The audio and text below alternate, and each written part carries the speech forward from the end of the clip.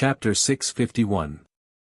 Ning Shu gave the USB flash drive to the jury, which contained some important information. The jury plugged the USB flash drive into the computer and clicked on the video. The whole court was filled with the sound of the computer. It was a video of Jing Xiao's mother telling Yi Shi to get pregnant quickly so that Yi Shi could sleep with her son. She even said that the child would be Ni Jing's and that the child would inherit the Jing family. The child would also have a rich family. There was also a video of Jing Xiaozi giving Yi Shi money to keep her. The Ni family had already seen the video beforehand, but they were so angry that their faces turned red when they heard these shameless words. The reporters in the gallery were going crazy. They didn't expect to encounter such a melodramatic surrogacy scandal. This kind of scandal was the most attractive. The Jing family was stunned. Jing Xiaozi's father frowned. He seemed to have aged a lot in an instant. He had been in the business world for half his life, but he didn't expect that he would be defeated by a woman who couldn't rise up. Jing Xiaozi's father didn't care about Ni Jing at all. What could a woman do? He couldn't handle the situation if he didn't pay attention. Jing Xiaozi's mother's face was like a palette, especially when the reporters kept taking photos of her. She hated Ning Shu to the core. Jing Xiaozi didn't come back to his senses for a long time. He looked at Ning Shu in a daze as if he was looking at a stranger. How can you do this? How can you do this to me? Jing Xiaozi thought that he still loved Ni Jing, but now he felt betrayed. Ning Shu's expression was indifferent. Then how did you treat me? Jing Xiaozi scratched his head frantically. But you didn't say anything to me. Why should I tell you? What was the big deal? It was better to hit the nail on the head. Ning Shu knew that he was in poor health. If he was killed by the Jing family, the mission would be over. Speaking of which, the Jing family didn't care about Ni Jing and ignored her feelings, which allowed Ning Shu to have the opportunity to take photos of these things. If they were a little more careful and cautious, Ning Shu would have a much harder time getting these things. I request for an adjournment. Jing Xiaozi gritted his teeth and said, his whole body trembling. Ning Shu indifferently said, I refuse to mediate. I'll report it to the higher-ups. You. Jing Xiaozi couldn't control his emotions. He stood up, pointed at Ning Shu and roared, do you have to be like this? Do you think you'll feel better if both sides suffer? Ning Shu nodded. Very comfortable. You were comfortable before, but now it's my turn to be comfortable. You. Jing Xiaozi's expression was ferocious. He was so angry that his lips turned purple, and his body trembled uncontrollably with fear. Jing Xiaozi's lawyer saw that Jing Xiaozi was agitated and hurriedly said, Your Honor, my lawyer requests that the court adjourn for mediation. My lawyer is not feeling well right now. Please take a break. The judge banged his gavel. Court is adjourned for an hour. Mother and I hurriedly brought some water to Ning Shu. Drink some water. Can you still hold on? Ni Yanchao asked. I'm fine. Although she was a little out of breath after talking too much, going to court was not an argument. It was not a big deal. Ni Jing, you greedy and vicious woman. You still want 200 million yuan. Is your body worth 200 million yuan? Jing Xiaozi's mother shouted at Ning Shu. The Jing family must have had 8 lifetimes of bad luck to marry a woman like you. You turn around and stab your in-laws in the back. Who would dare to marry a woman like you? Then what about the filthy things you've done? The Jing family married a woman who pimps. A woman who treats the Jing family as a den of prostitution must have had 8 lifetimes of bad luck. Ning Shu said unhurriedly. By the way, now that your son is infertile, your husband is looking for a surrogate mother. I hope you won't meet a surrogate mother like Yi Shi. Ning Shu said with a smile, do you think it's that easy to get a child conceived naturally? You. Jing Xiaozi's mother was so angry that her face trembled. She pointed at Ning Shu. You're a sharp-tongued and vicious woman. Jing Shao's mother stretched out her hand to hit Ning Shu, but Ni Yan grabbed her wrist and shook her hand off. Do you think you can hit the Ni family as you wish? Enough, stop it. Jing Shao's father scolded with a dark face. After yelling at his wife, Jing Shao's father looked at Ning Shu and said, "This is my fault. As the head of the family, I can't absolve myself from the blame for what happened. You knew it, but you acquiesced." Ning Shu said indifferently. "I'm a fool in the Jing family, a fool who was played by your family of 3. I won't back down in this matter. I want a divorce certificate and 200 million yuan for psychological damage." Jing Shao's father's face turned ugly. He said coldly, "You really won't back down?" "I won't back down. What's the point of scaring my daughter? This lawsuit will continue." Ni Yan's father pushed Ning Shu behind him. "Don't forget that your son is still guilty of prostitution. He'll be detained for 3 months to half a year. I'm telling you, this matter won't end like this. At worst, we'll destroy each other. Look at your wife's daydreaming.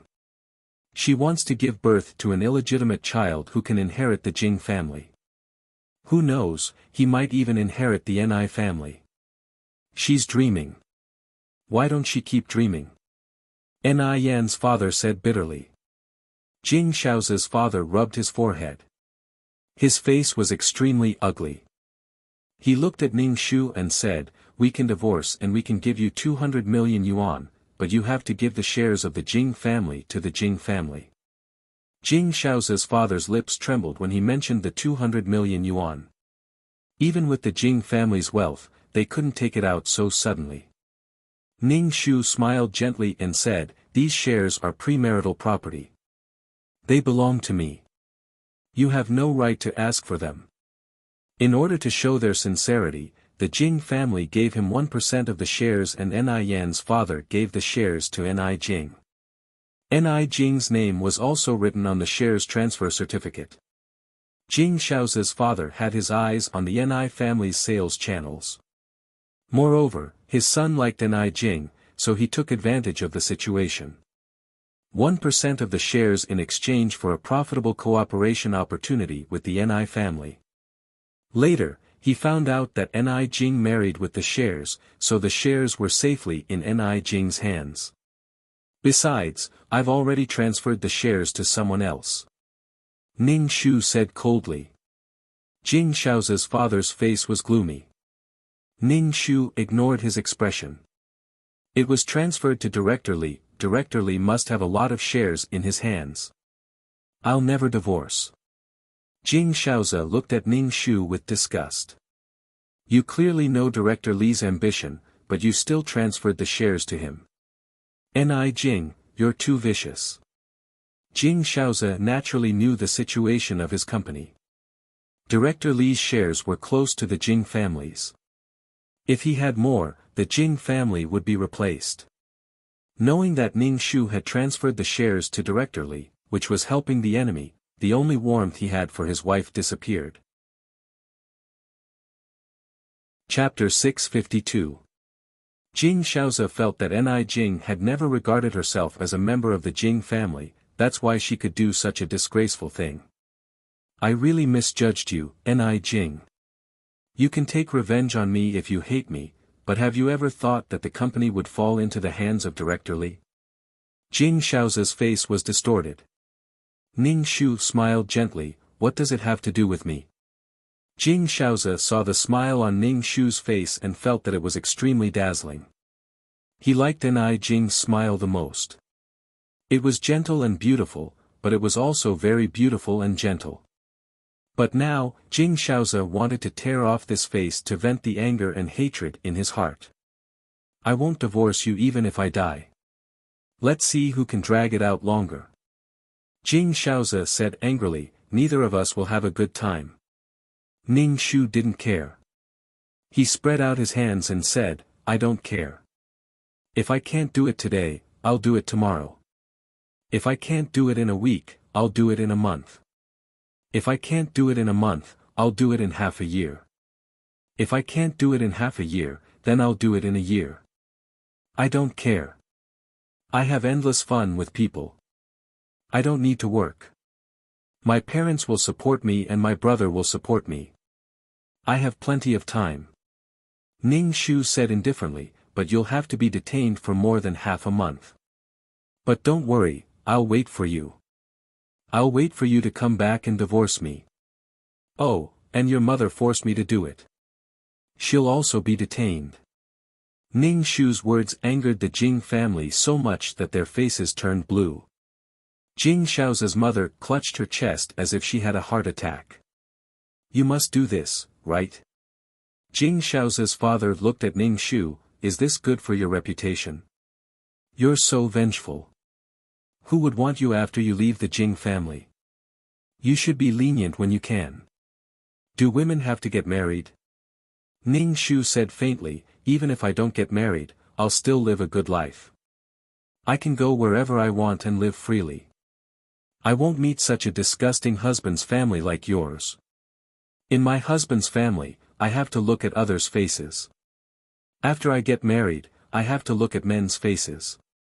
I have to look at men's faces. I have to show filial piety to my parents-in-law who have never raised me for even a day or fed me. You. Jing Shao's father was speechless. The 1-hour break for mediation quickly passed. Ning Shu refused to back down and demanded 200 million yuan as compensation for emotional distress. Jing Shaoze, on the other hand, was determined not to divorce her. The amount of money involved in this lawsuit was very large. In addition, the plaintiff and the defendant refused to back down. The deadlock forced the court to adjourn for a while. At the same time, it also gave the two families time to mediate. The divorce proceedings were put on hold, but Jing Shao's crime of engaging in prostitution was established. It was a crime of disrupting public order and he would be fined and detained for a period of time. Furthermore, Jing Shao's mother would also be detained for coercing others into prostitution. Jing Shao's father naturally wouldn't allow his wife and child to be detained. He paid the fine and bailed them out. The reporter quickly pressed the shutter. The next day's newspaper would be all about the feud between the rich and powerful. The Jing family's reputation was extremely bad, especially Jing Shao's mother, who was rarely seen in this world. However, the reporter was more disappointed that the surrogate mother did not come. According to the clues, Yi Shi was also discovered by the reporter. Yi Shi was called the most expensive surrogate mother by the media. Yi Shi was kept as a mistress by Jing Shaoze and all she did every day was wait for Jing Shaoze to come over. She didn't know what happened at all. Yi Shi only found out about it when her family called her. Yi Shi was instantly stunned. She didn't expect that she would be secretly photographed by Jing Shao's wife. When they returned home, Father Ni said to Ning Shu, "Isn't 200 million yuan a little too much? In my opinion, the divorce is the most important thing." "It's okay. They won't be able to hold on for long," Ning Shu said faintly. With such a scandal in the Jing family, this scandal would be brought up every time they went to court. The longer it dragged on, the greater the blow to the Jing family's reputation. Moreover, it would also give the ambitious people in the company, such as Director Li, something to use against them. This scandal was repeatedly brought up and the news couldn't be stopped.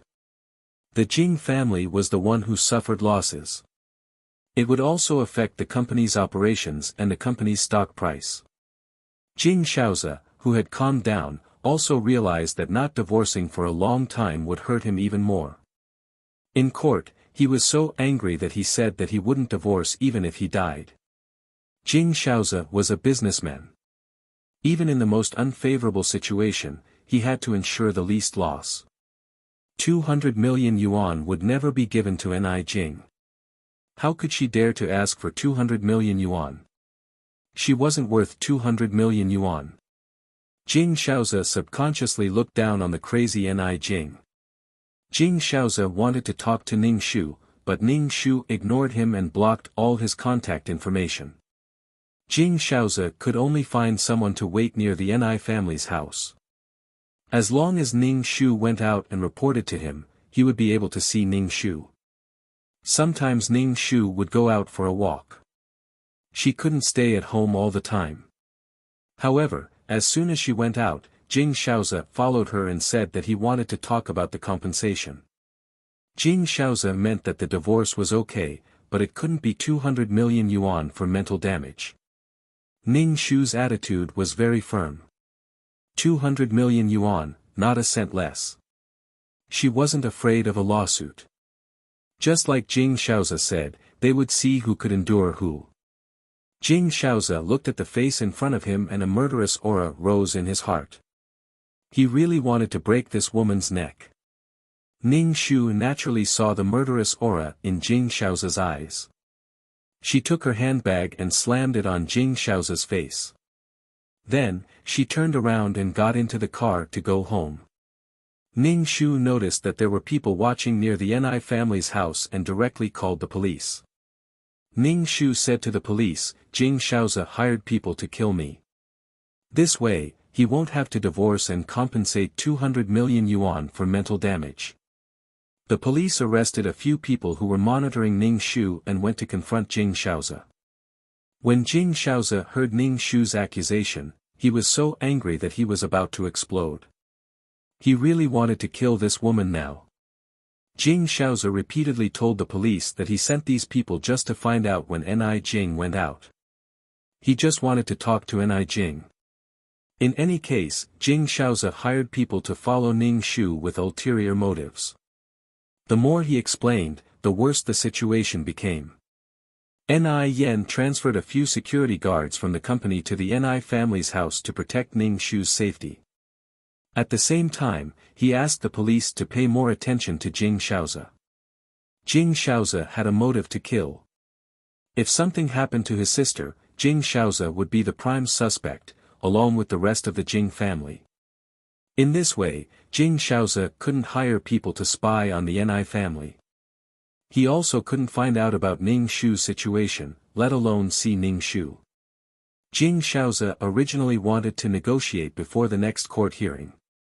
Now, he was labeled with the intention to murder his wife. He couldn't even see Ning Shu's face. Okay, she wants 200 million yuan. Give her 200 million yuan. Jing Shaoze's father said indifferently. Dad, why do you give it to her? 200 million yuan is too much. Jing Shaoze disagreed. But it's not that easy to get 200 million yuan. A woman who can't give birth wants so much money.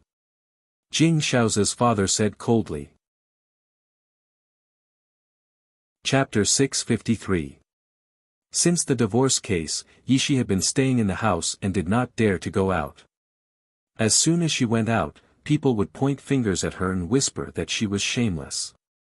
They said that she was a mistress and slept with another woman's husband under her wife's nose. Although it did not reach the point of being beaten up, it still caused some trouble for Yishi. Yishi bit her lips tightly. Her life had fallen to the lowest point.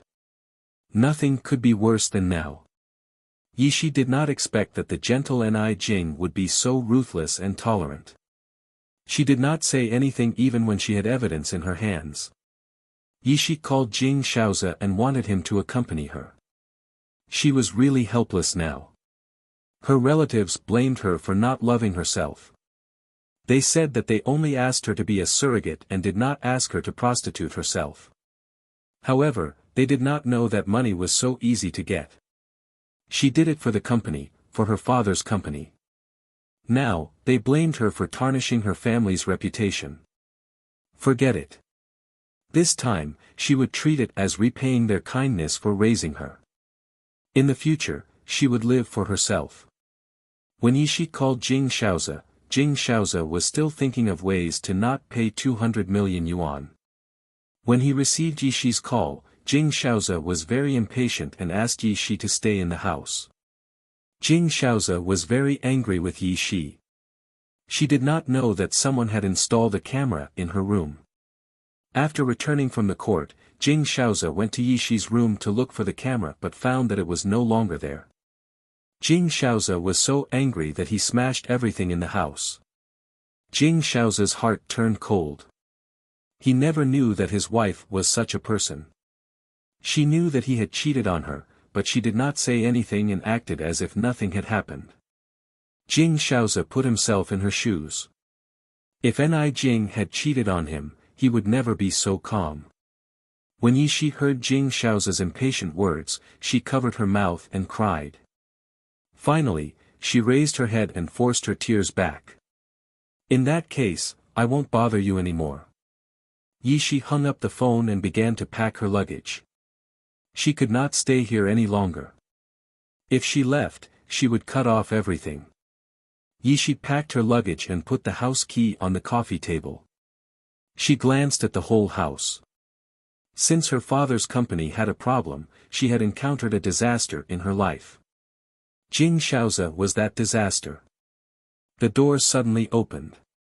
Jing Shaoze, who had said that he wouldn't come, suddenly appeared at the door. Yishi looked at Jing Shaoze in a daze, and a subtle joy surged from the bottom of her heart. Even she herself did not realize that she was eager to see Jing Shaoze. Jing Shaoze frowned with an ugly expression. When he saw the suitcase, he walked up to Yishi and questioned, "Where are you going?" Yishi looked at Jing Shaoze, her eyes scanning his face as if she wanted to engrave his appearance in her heart. "You've lost weight recently," Yishi muttered.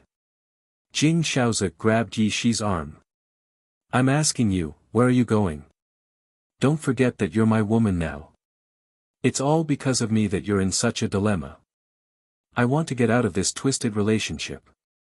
Yishi said tiredly, "Jing Shaoze, let me go and let yourself go. Let's break up." "Let you go?"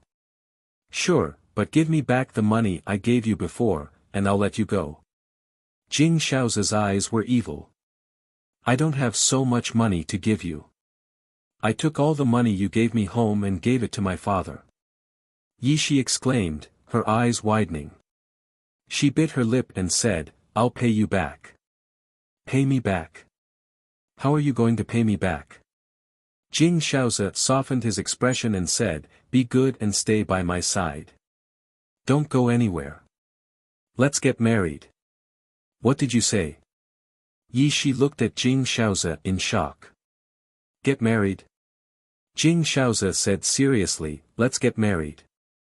I'll give you a grand wedding ceremony. We really love each other, and you're not a third party.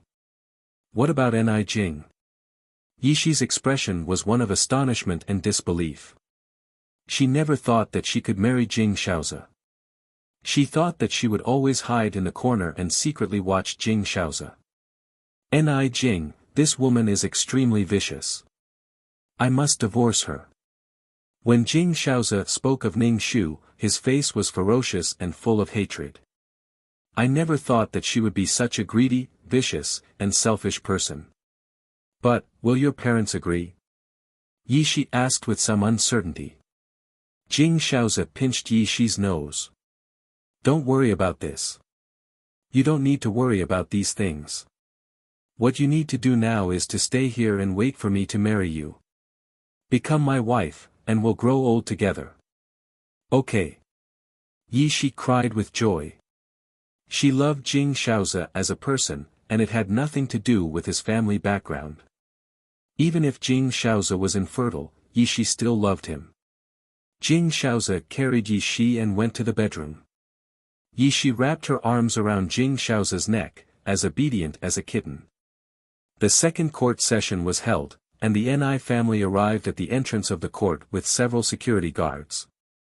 Compared with the lively atmosphere on Ning Shu's side, Jing Shaoze's side looked shabby. There were only Jing Shaoze and his defense lawyer. Jing Shaoze's parents did not come this time. When Jing Shaoze saw Ning Shu, his face was full of indifference and his eyes were full of disgust. He sneered and said, "You want 200 million yuan? Aren't you afraid of dying from overeating?" "I'm willing to die from overeating," Ning Shu said with a smile. Looking at the smile on Ning Shu's face, Jing Shaoze wanted to tear off his face. This hypocritical smile was so disgusting that he wanted to vomit.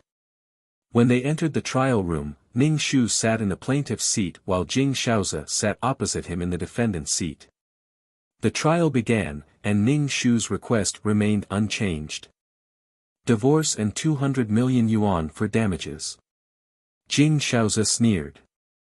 Aren't you thinking too highly of yourself? You want 200 million yuan. In our marriage, you haven't fulfilled the responsibilities and obligations of a wife at all. Ning Shu raised his eyebrows and asked, how have I failed to fulfill the responsibilities and obligations of a wife? Because of our health, we rarely have sex. Even if I went to find another woman, it would be pardonable. Jing Shaoze looked at Ning Shu and said sarcastically, you still think you're worth 200 million yuan. Ning Shu, TSK, TSK, TSK, what an ugly face. Now, it was her fault and he was pushing all the blame onto her. He even had a reason for having an affair. She really wanted to vomit when she saw how he acted as if it was only right. Ning Shu sneered and took out the USB flash drive. He said faintly, you've never fulfilled the responsibilities and obligations of a husband. Since Yi Shi came to the Jing family, we haven't had sex. And you sneak into Yi Shi's room every night in the middle of the night. Do you want to see it? I've recorded all these. Every day and time is recorded in the book. Ning Shu waved the USB flash drive in his hand. A lot, a lot. Chapter 654. You went to find other women, yet you blame me for not fulfilling my duty as a wife. Ning Shu sneered. Why did women have to marry? After marriage, there were no obligations. Jing Shaoze spent money to visit Jing, but now he was talking about obligations to his wife. He even complained that Jing was not in good health and did not enjoy himself enough. He was really despicable. To be honest, the money Jing Shaoze spent on his wife was not as much as he spent on Yi Shi. The mistress lived a very comfortable life, but the wife used responsibility and obligation to satisfy her. Do you want me to play this? Ning Shu looked at Jing Shaoze coldly. You are a man without any sense of responsibility. You have fulfilled your duty as a husband to your wife. Jing Shaoze looked at the USB flash drive in Ning Shu's hand and said coldly, you have violated my privacy rights. These things can't be used as evidence. Ning Shu faintly said, as your wife, I have the right to know about you. You're not loyal to this marriage. You're the one in the wrong. You'll have to pay 200 million yuan for mental damage. Jing Shaoze took a deep breath and clenched his fists. He looked at Ning Shu and said, your greed and viciousness are really disgusting. You also make me feel disgusted.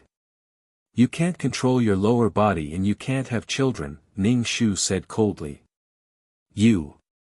Jing Shaoze trembled with anger. Ning Shu rolled her eyes.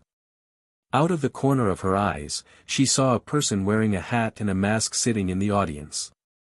It was such a hot day, but she was covered from head to toe. Was she not afraid of the heat? Noticing Ning Shu's gaze, the fully armed person immediately lowered her head. There was only one person who lowered her head. He did not expect Yi Shi to secretly come to the gallery. Ning Shu withdrew his gaze and looked at the judge. He said, Judge, I request a forced divorce. Jing Shaoze and I have no feelings for each other. It is impossible for us to live together anymore. Ning Shu looked at Ning Shu and pointed at the gallery. Jing Shaoze followed Ning Shu's finger and saw Yi Shi sitting in the gallery. Since Ning Shu could recognize Yi Shi, Jing Shaoze could naturally recognize the person beside his bed. Jing Shaoze glared at Ning Shu and finally said with difficulty, I agree to the divorce. After saying this, Jing Shaoze seemed to have lost all his strength. He viciously threatened Ning Shu, a windfall from the sky, you have to be careful. It doesn't matter. In any case, if something happens to me, you're the prime suspect. Ning Shu said indifferently. Don't worry, I'll generously spend the money you gave me.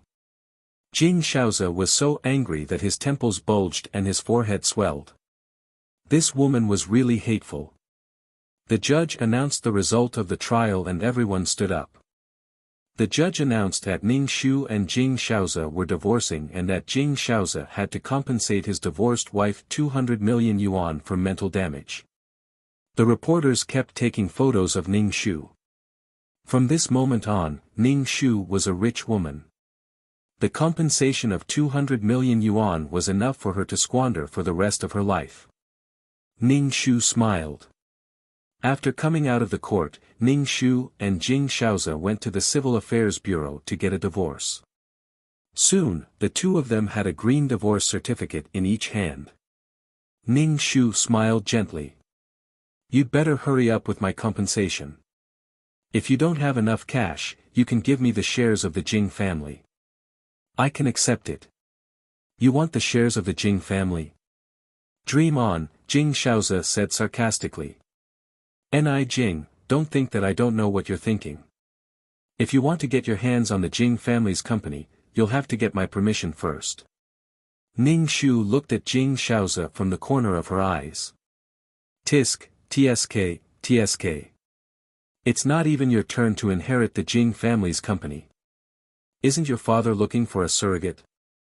Your role is to protect this company and run it well, then make room for your brother. Ni Jing, no matter what you say, I won't care.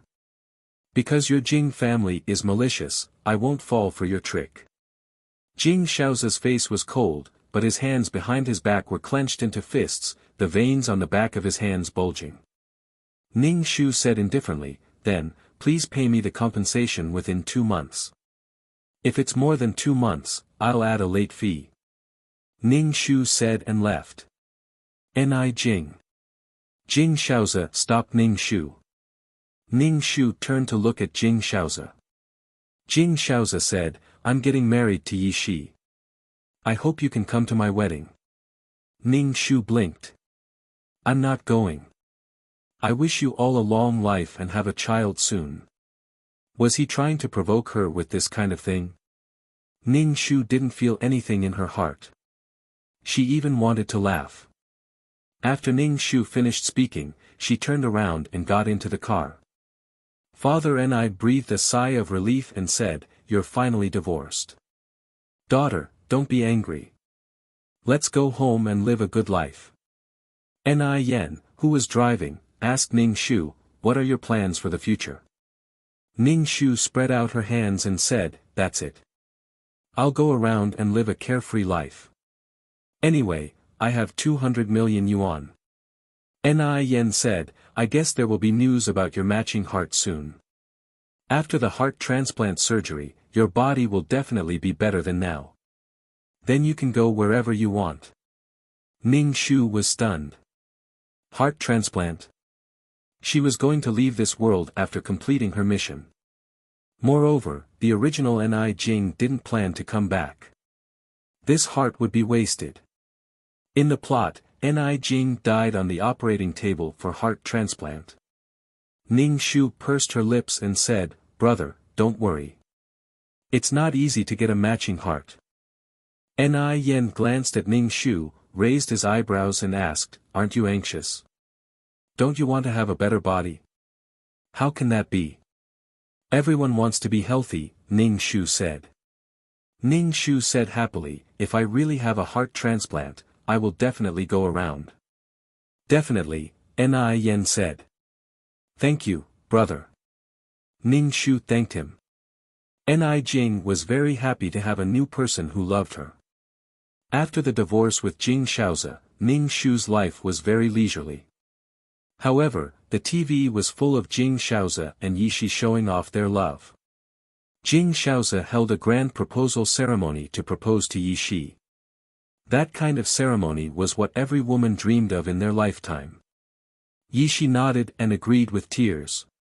She looked so happy. Now that Yi Shi was going to marry Jing Shaoze, she was no longer the third party who hid in a dark corner and begged for a relationship that she shouldn't have. Yi Shi looked a lot brighter. With a shy and happy smile on her face, she held Jing Shaoza's arm and smiled sweetly. She was very beautiful. The two of them were a perfect match. They just got divorced and were in a hurry to get married. Moreover, they were marrying a mistress. Jing Shaoza could be regarded as the worst of the scumbags. He was afraid that others didn't know that he had an affair. Many people scolded Yi Shi for being a shameless mistress. Especially when they showed off their love on TV, it was simply disgusting. Chapter 655. Jing Shaoza sent an invitation to Ning Shu and said that Ning Shu must attend his wedding to witness his and Yi Shi's happiness. Ning Shu received the invitation and threw it away. When it was time for Jing Shaoza and Yi Shi's wedding, Ning Shu gave them a basket of dates, peanuts, longans, and melon seeds. He wished them to have a baby soon. Let's see who will be disgusted by who. Jing Shaoza and Yi Shi's wedding was very grand. It was even grander than Jing Shaoza and Ni Jing's wedding. Jing Shaoza did it on purpose and even did it live on TV. Ning Shu looked at their happy faces and the corners of his mouth twitched. Let's see how happy they can be. Marriage was the grave of love. After being married for a long time, even if they did not become a resentful couple, their lives would be filled with quarrels and indifference. What's more, there was a bond between Jing Shaoza and Yi Shi. Jing Shaoza could not have children in this lifetime and Yi Shi would not have children either. Unless Yi Shi had children with other men. The so-called happiness was only on the surface. Who knew what would happen behind closed doors? Jing Shaoza's grand wedding cost a lot of money. It was a dream. The wedding that made all the women envious was a result of burning money. Jing Shaoza's father did not agree at first. The Jing family had to pay 200 million as divorce compensation, but Jing Shaoza said to his father, "I'll be like this for the rest of my life." Jing Shaoza was talking about his infertility. He was very depressed and wanted to vent his anger. Jing Shaoza's father was helpless and could only let Jing Shaoza burn money as he pleased. After the wedding, Jing Shaoza's father began to look for a surrogate mother. No matter what, someone must inherit the Jing family.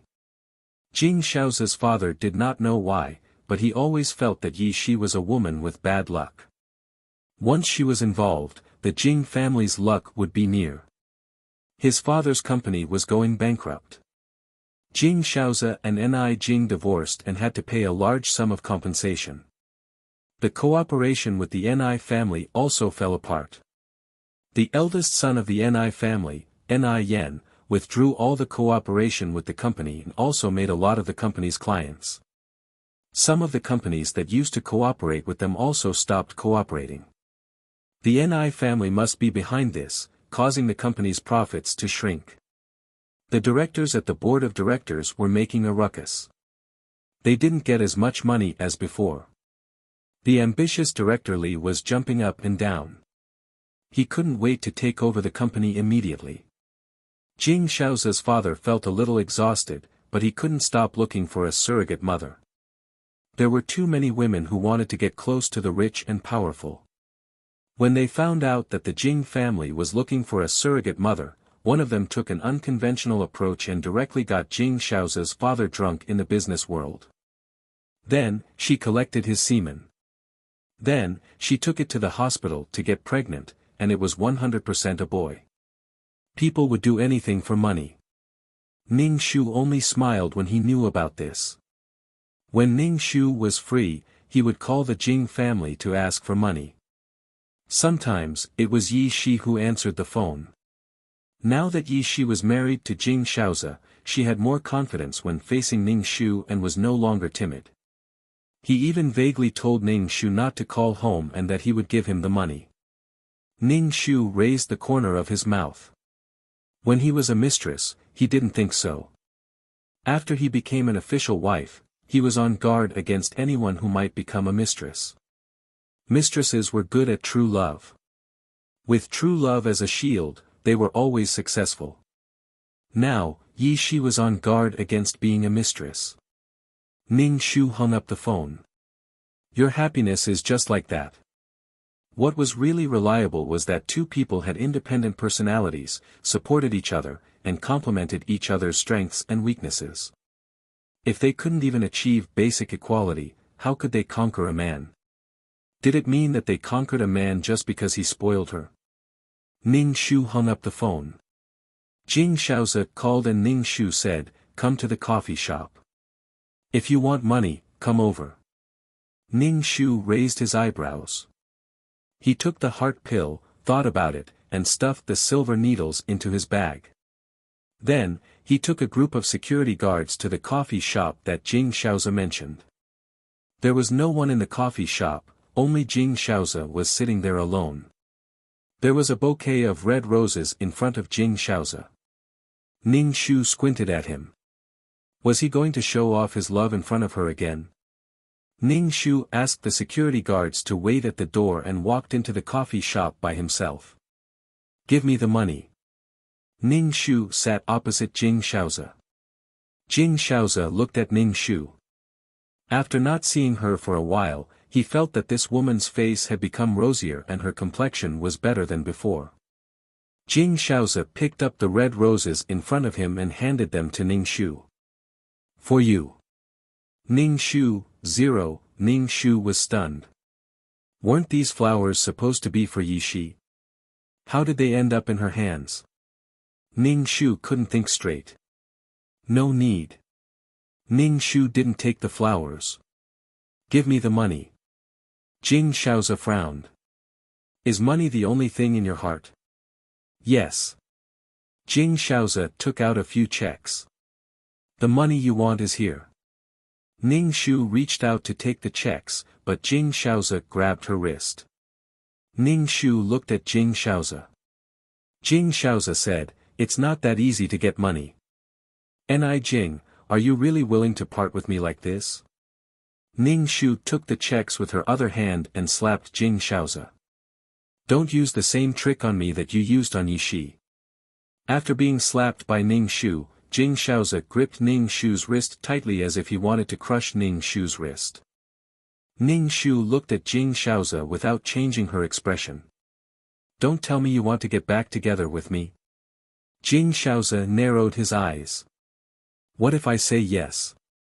"Ning Shu, aren't you married to Yi Shi?" Ning Shu asked. Jing Shaozi didn't speak. Ning Shu sneered and shook off Jing Shaozi's hand.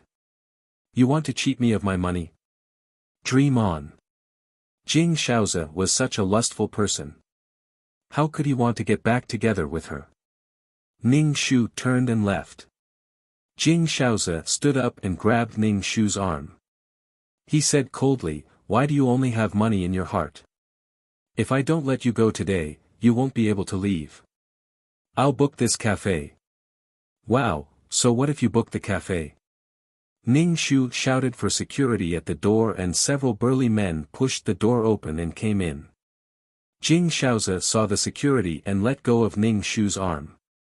He looked at Ning Shu and said unhappily, "Why did you bring security to meet me?"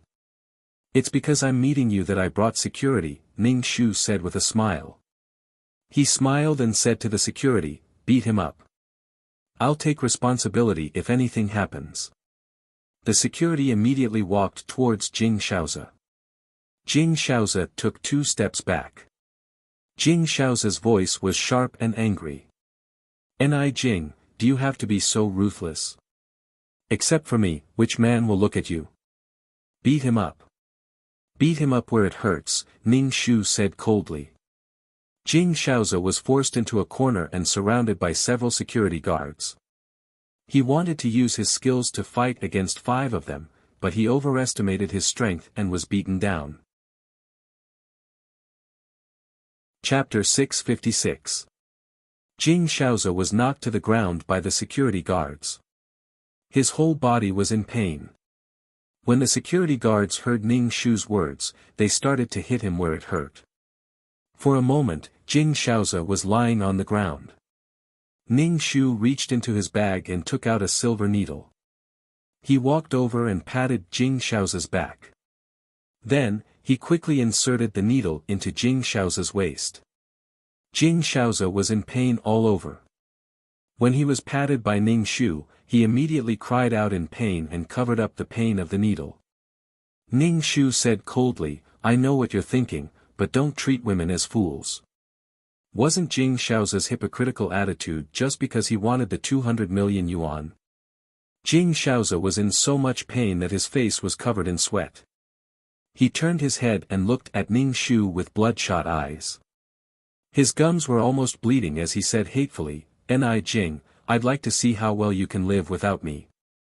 Ning Shu smiled slightly. "Just wait and see. But I know you won't have a good life. An irresponsible man who doesn't have a sense of responsibility for his family, doesn't discipline himself, and can't give his wife a sense of security. Your life will be even more chaotic.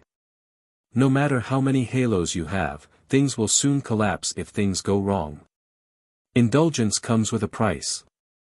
I wish you well." Ning Shu turned and left. Ning Shu took the check to the bank and a huge sum of money appeared in her account. Ning Shu used the huge sum of money to buy a lot of scattered shares of the Jing family's company. In addition, the Jing family's company's recent profits were not good. Ning Shu bought the shares of the small director at a premium. The small director saw that the company's situation was not right. In addition, Ning Shu offered a high price, so he transferred his shares to Ning Shu. This allowed Ning Shu to accumulate a lot of shares.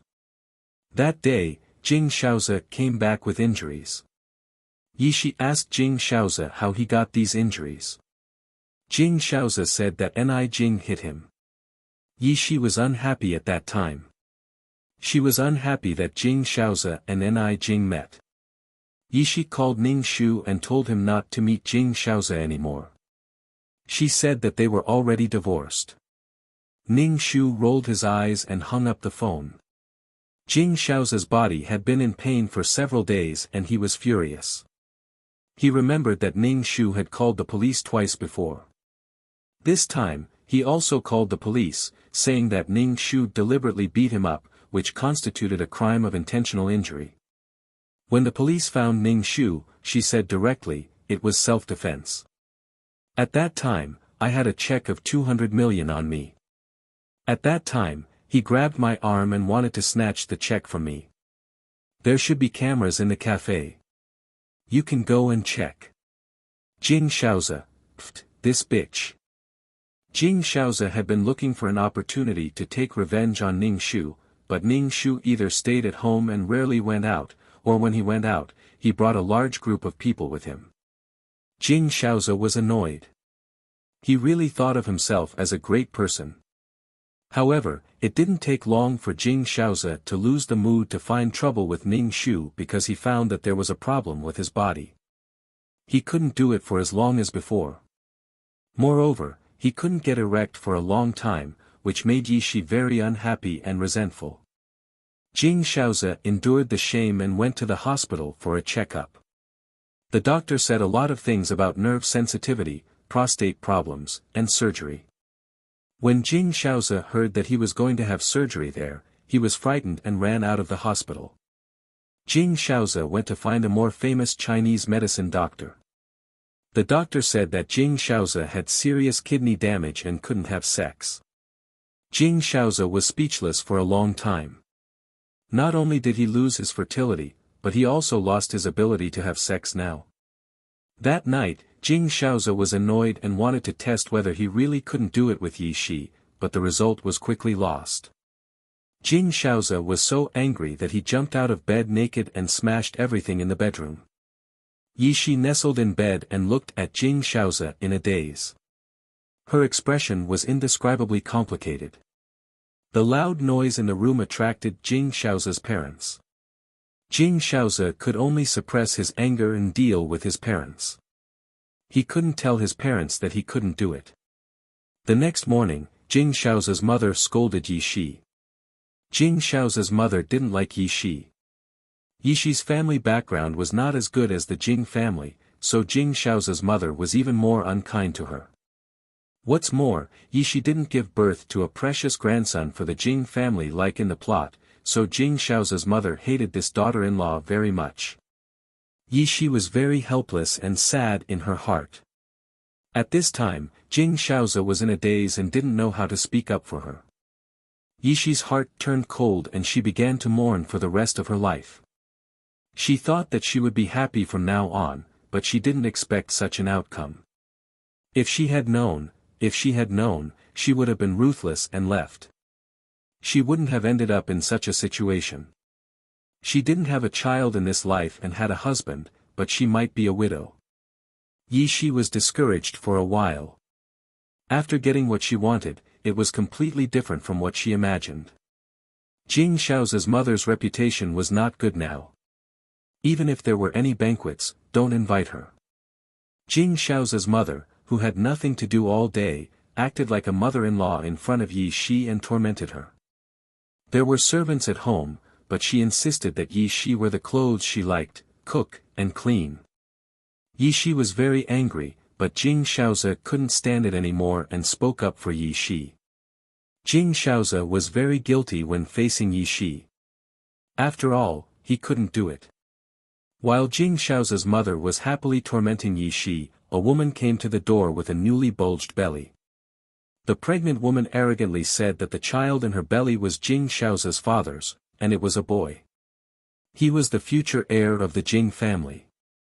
Jing Shaoza's mother was furious. She picked up something and smashed it on the woman's belly, wanting to get rid of the bastard in her belly. This child was her bargaining chip, so the woman naturally had to protect the child in her belly.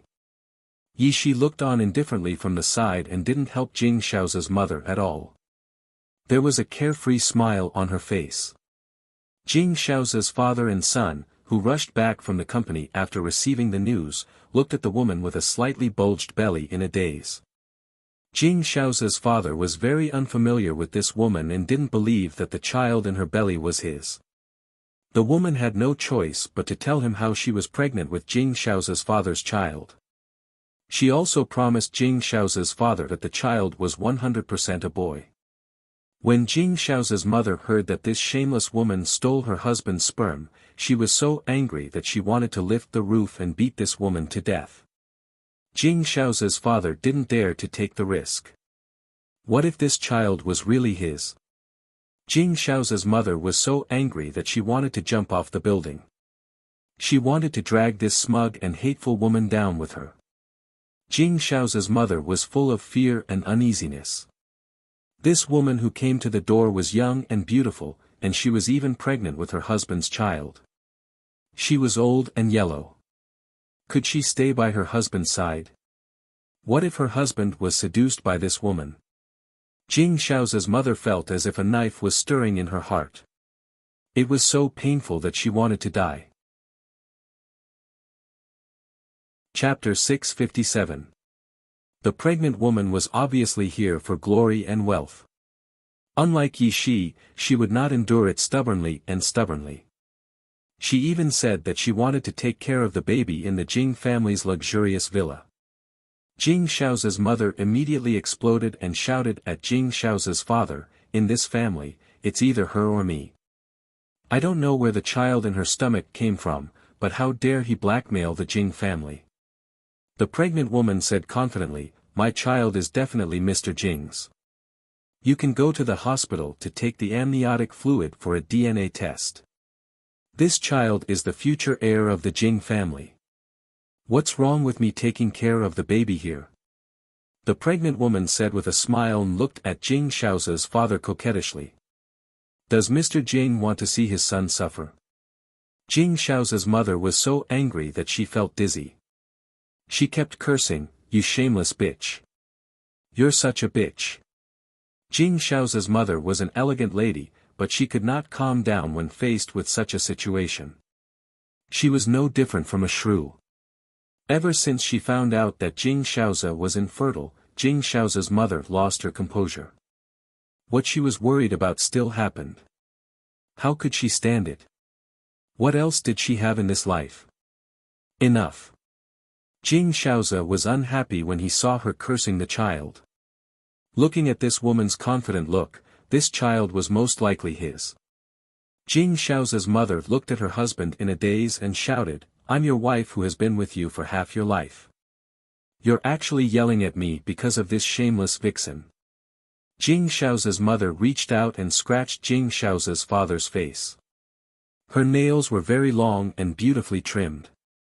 Jing Xiao's father's face suddenly had many scratches, some of which were very deep. Jing Xiao's father slapped her hard across the face, causing her to fall to the ground. "Look at you now. How dare you hit me?" Jing Xiaozi hurriedly helped his mother up and said disapprovingly, "Dad, how can you hit Mom?" Jing Xiaozi's father felt a burning pain on his face. "Look at what she did." Jing Xiaozi's mother threw herself into Jing Xiaozi's arms and wailed. Yi Shi watched from the side with a slight smile. "If you don't let me stay here, I'll have an abortion." The pregnant woman straightened her belly. "You have to think carefully. The heir of the Jing family is inside." Jing Xiaozi's mother glared at her with bloodshot eyes. "Go ahead and get an abortion if you dare. Even if you don't, I'll make you do it, as long as you dare to stay here." The pregnant woman took 2 steps back and said, "It's okay if you don't want to live here, but you have to buy me a house so that I can take care of the baby." "Dream on." Jing Xiaozi's mother shouted agitatedly. "You want a house? Dream on." Jing Xiaozi's father rubbed his forehead. In the end, he compromised for the sake of the child. He made an agreement with the pregnant woman, saying that the child would have nothing to do with her. He would buy her a house and pay her a sum of money for her nutrition. But if the child in her belly was not the Jing family's, the consequences were not something she could bear. The woman agreed readily and deliberately walked away with a hand on her waist. Before she left, she gave Jing Xiaozi's mother a provocative look. That arrogant look made Jing Xiaozi's mother so angry that she almost went crazy. If Jing Xiaozi had not held her back, she would have run to the kitchen and stabbed this woman to death. How hateful! How could there be such a shameless bitch? After the pregnant woman left, Jing Xiaozi's mother could only stare at her husband. She cried and threw a tantrum, asking if there was anything between him and that vixen. Did something happen between the two of them? Jing Xiaozi's father was very impatient and went straight to the office. At the same time, he took care of the house for the pregnant woman so that she could take care of the baby in peace. The pregnant woman was very smart. When he bought a house, he had to use her name on the property certificate. Otherwise, she would go to the hospital for an abortion. For the sake of the child, Jing Xiaozi's father endured and bought a house for the woman. The property certificate was in her name. At the same time, he made up his mind that if the child was not his, he would make this woman beg for death. Jing Xiaozi's father did not tell the family where the house he bought for the woman was, especially from his wife. Otherwise, there would be more trouble. Clearly, nothing had happened, but she was still looking for trouble like a lunatic, causing the family to be uneasy. Jing Xiaozi's father could not control the situation now. There was no worst-case scenario, it would only go in a worse direction. Jing Xiaozi's mother kept making a fuss. In order to avoid her, Jing Xiaozi's father rarely went home and stayed in the office all day. Sometimes, he would even visit the pregnant woman's house.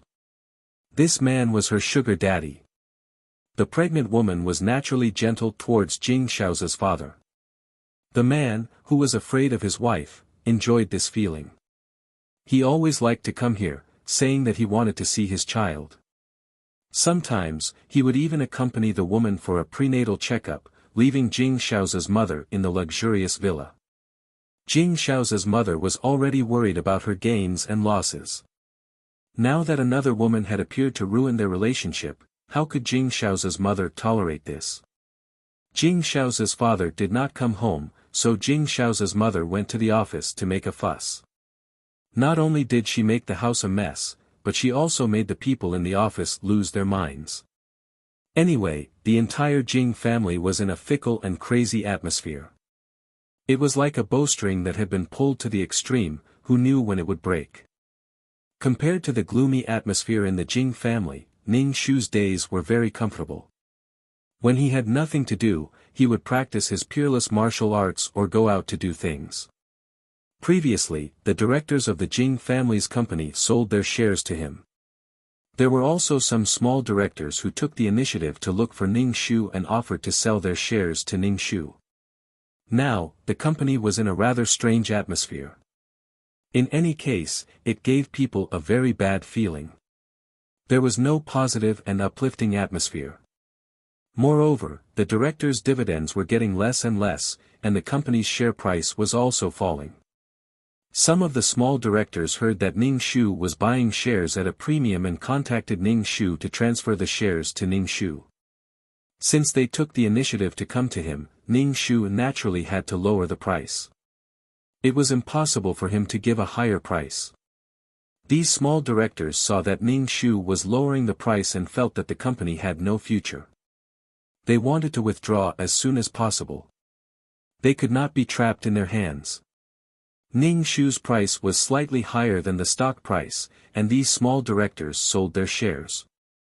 At this point, Ning Shu had spent almost all of his 200 million yuan. All of it was exchanged for the shares of the Jing family. After calculating, the shares in his hands were enough to enter the board of directors of the Jing family company. He had the right to vote.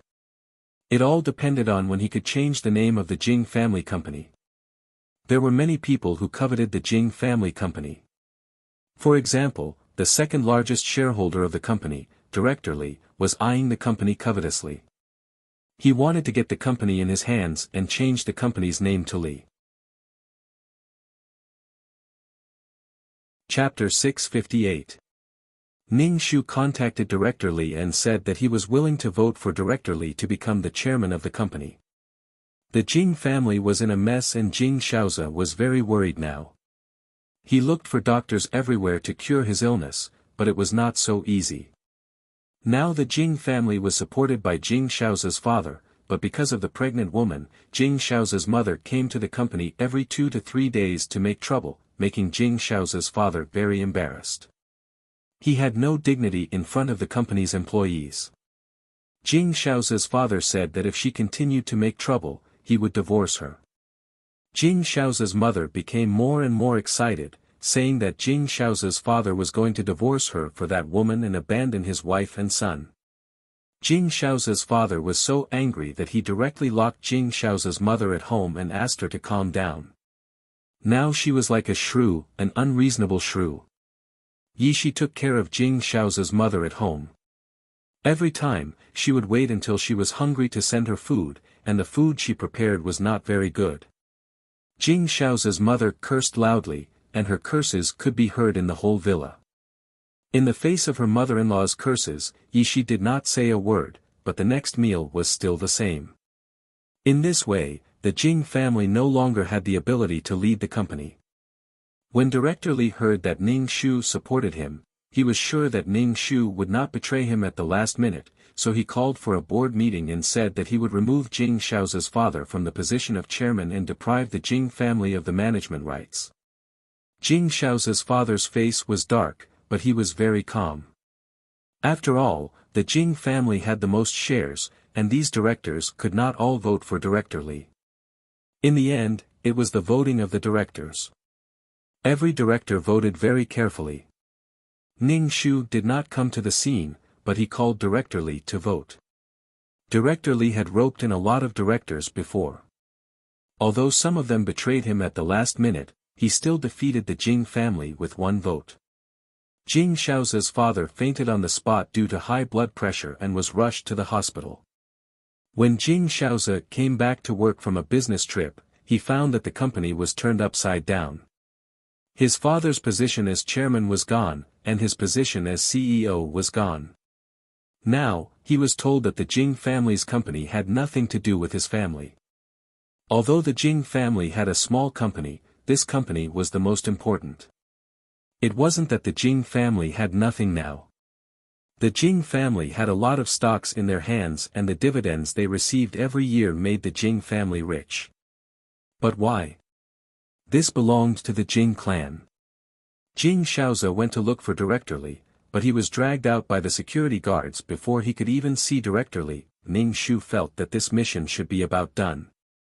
He just didn't know when he would be able to leave. The Jing family had been trying so hard to find a successor. Now that the Jing family had lost their family business, did they really want a successor to inherit the company's stocks and a few small companies? A small company was like a drop in the ocean to the Jing family's company. There was no way they could compare. Jing Shaoze's father was in the hospital, while Jing Shaoze's mother was locked up at home, cursing and swearing every day. Ning Shu's life was very comfortable, but the Ni family was very worried. They said that they still wanted to find a man for Ning Shu to take care of her for the rest of her life. Especially when they saw that Jing Shaoze was married, they swore to find Ning Shu a man who was 1,000 times better than Jing Shaoze. Ning Shu's face darkened when he heard this. It wasn't easy for him to jump out of the pit, but now he had to jump back into the pit again. Moreover, men of equal social status all avoided Ning Shu. It was because Ning Shu's style was too strong. She took a video of her ex-husband having sex and asked for 200 million yuan for a divorce. Moreover, she was a woman with heart disease who couldn't give birth. Anyone with a clear mind would not marry Ning Shu. However, there were also some men who were interested in the 200 million yuan in Ning Shu's hands and expressed their willingness to marry Ning Shu. Ning Shu, go back to where you came from. The Ni family had no choice but to ask Ni Yen for help to find a reliable man. Ni Yen looked at the nonchalant Ning Shu and said, I have a suitable candidate under me. He's reliable and has a good personality. If you're willing, I can arrange for the two of you to meet. Oh, how's his family background? Ning Shu asked casually. It's not that good, but he's hardworking and has a bright future. He's my right-hand man. Ni Yen said. Ning Shu squinted and said, forget it, we're not of equal social status. He'll say that his brother forced him to marry his sick sister. I have more money than him and my family background is better than his. His male chauvinism probably won't be able to take it and make him feel suffocated. What's his motive for marrying a wife who can't give birth? Ni Yen. If you think that way, you can't get married in this lifetime. Ning Shu said to Ni Yen. Ning Shu said casually, I didn't plan to get married in the first place. Do women have to get married? I don't want to be too comfortable right now. Ning Shu felt that her life after transmigrating was great. No one forced her to get married. It was as if a woman who didn't get married was a piece of trash that no one wanted. Ni Yen didn't introduce anyone to Ning Shu and said, the donor has agreed to donate the heart. The surgery will probably be carried out soon. The hospital has already arranged another surgery for you. Pack up today and you'll be in the main hospital tomorrow. Ning Shu, no, I don't want to, when would he be able to leave this world? The Ni family completely ignored Ning Shu's wishes and sent Ning Shu to the hospital. They even comforted Ning Shu not to be nervous, but they were extremely nervous. Ni Yen said to Ning Shu, don't be afraid. Take care of your body first. Big Brother has hired the best doctor for you. Once the heart recovers, the surgery can be carried out. After that, you can walk around. Ning Shu felt helpless when she saw the Ni family's anticipation. If she didn't do the surgery, how sad would the Ni family be? Dying on the operating table was better than not doing it at all. Once the heart arrived at the hospital, Ning Shu was pushed into the operating room. All sorts of instruments were placed on her body. Ning Shu cursed in her heart. Is 2333 dead? Why isn't he sending me back? After the anesthetic was administered, Ning Shu fainted. When she woke up again, her whole body was numb. Ni Yen came in wearing a sterile gown. When he saw Ning Shu wake up, he smiled. The surgery was a success. Jingjing, take care of your body. Ning Shu felt bitter in her heart. Facing the happy family, Ning Shu didn't feel too good. It was a pity that the original owner didn't plan to come back.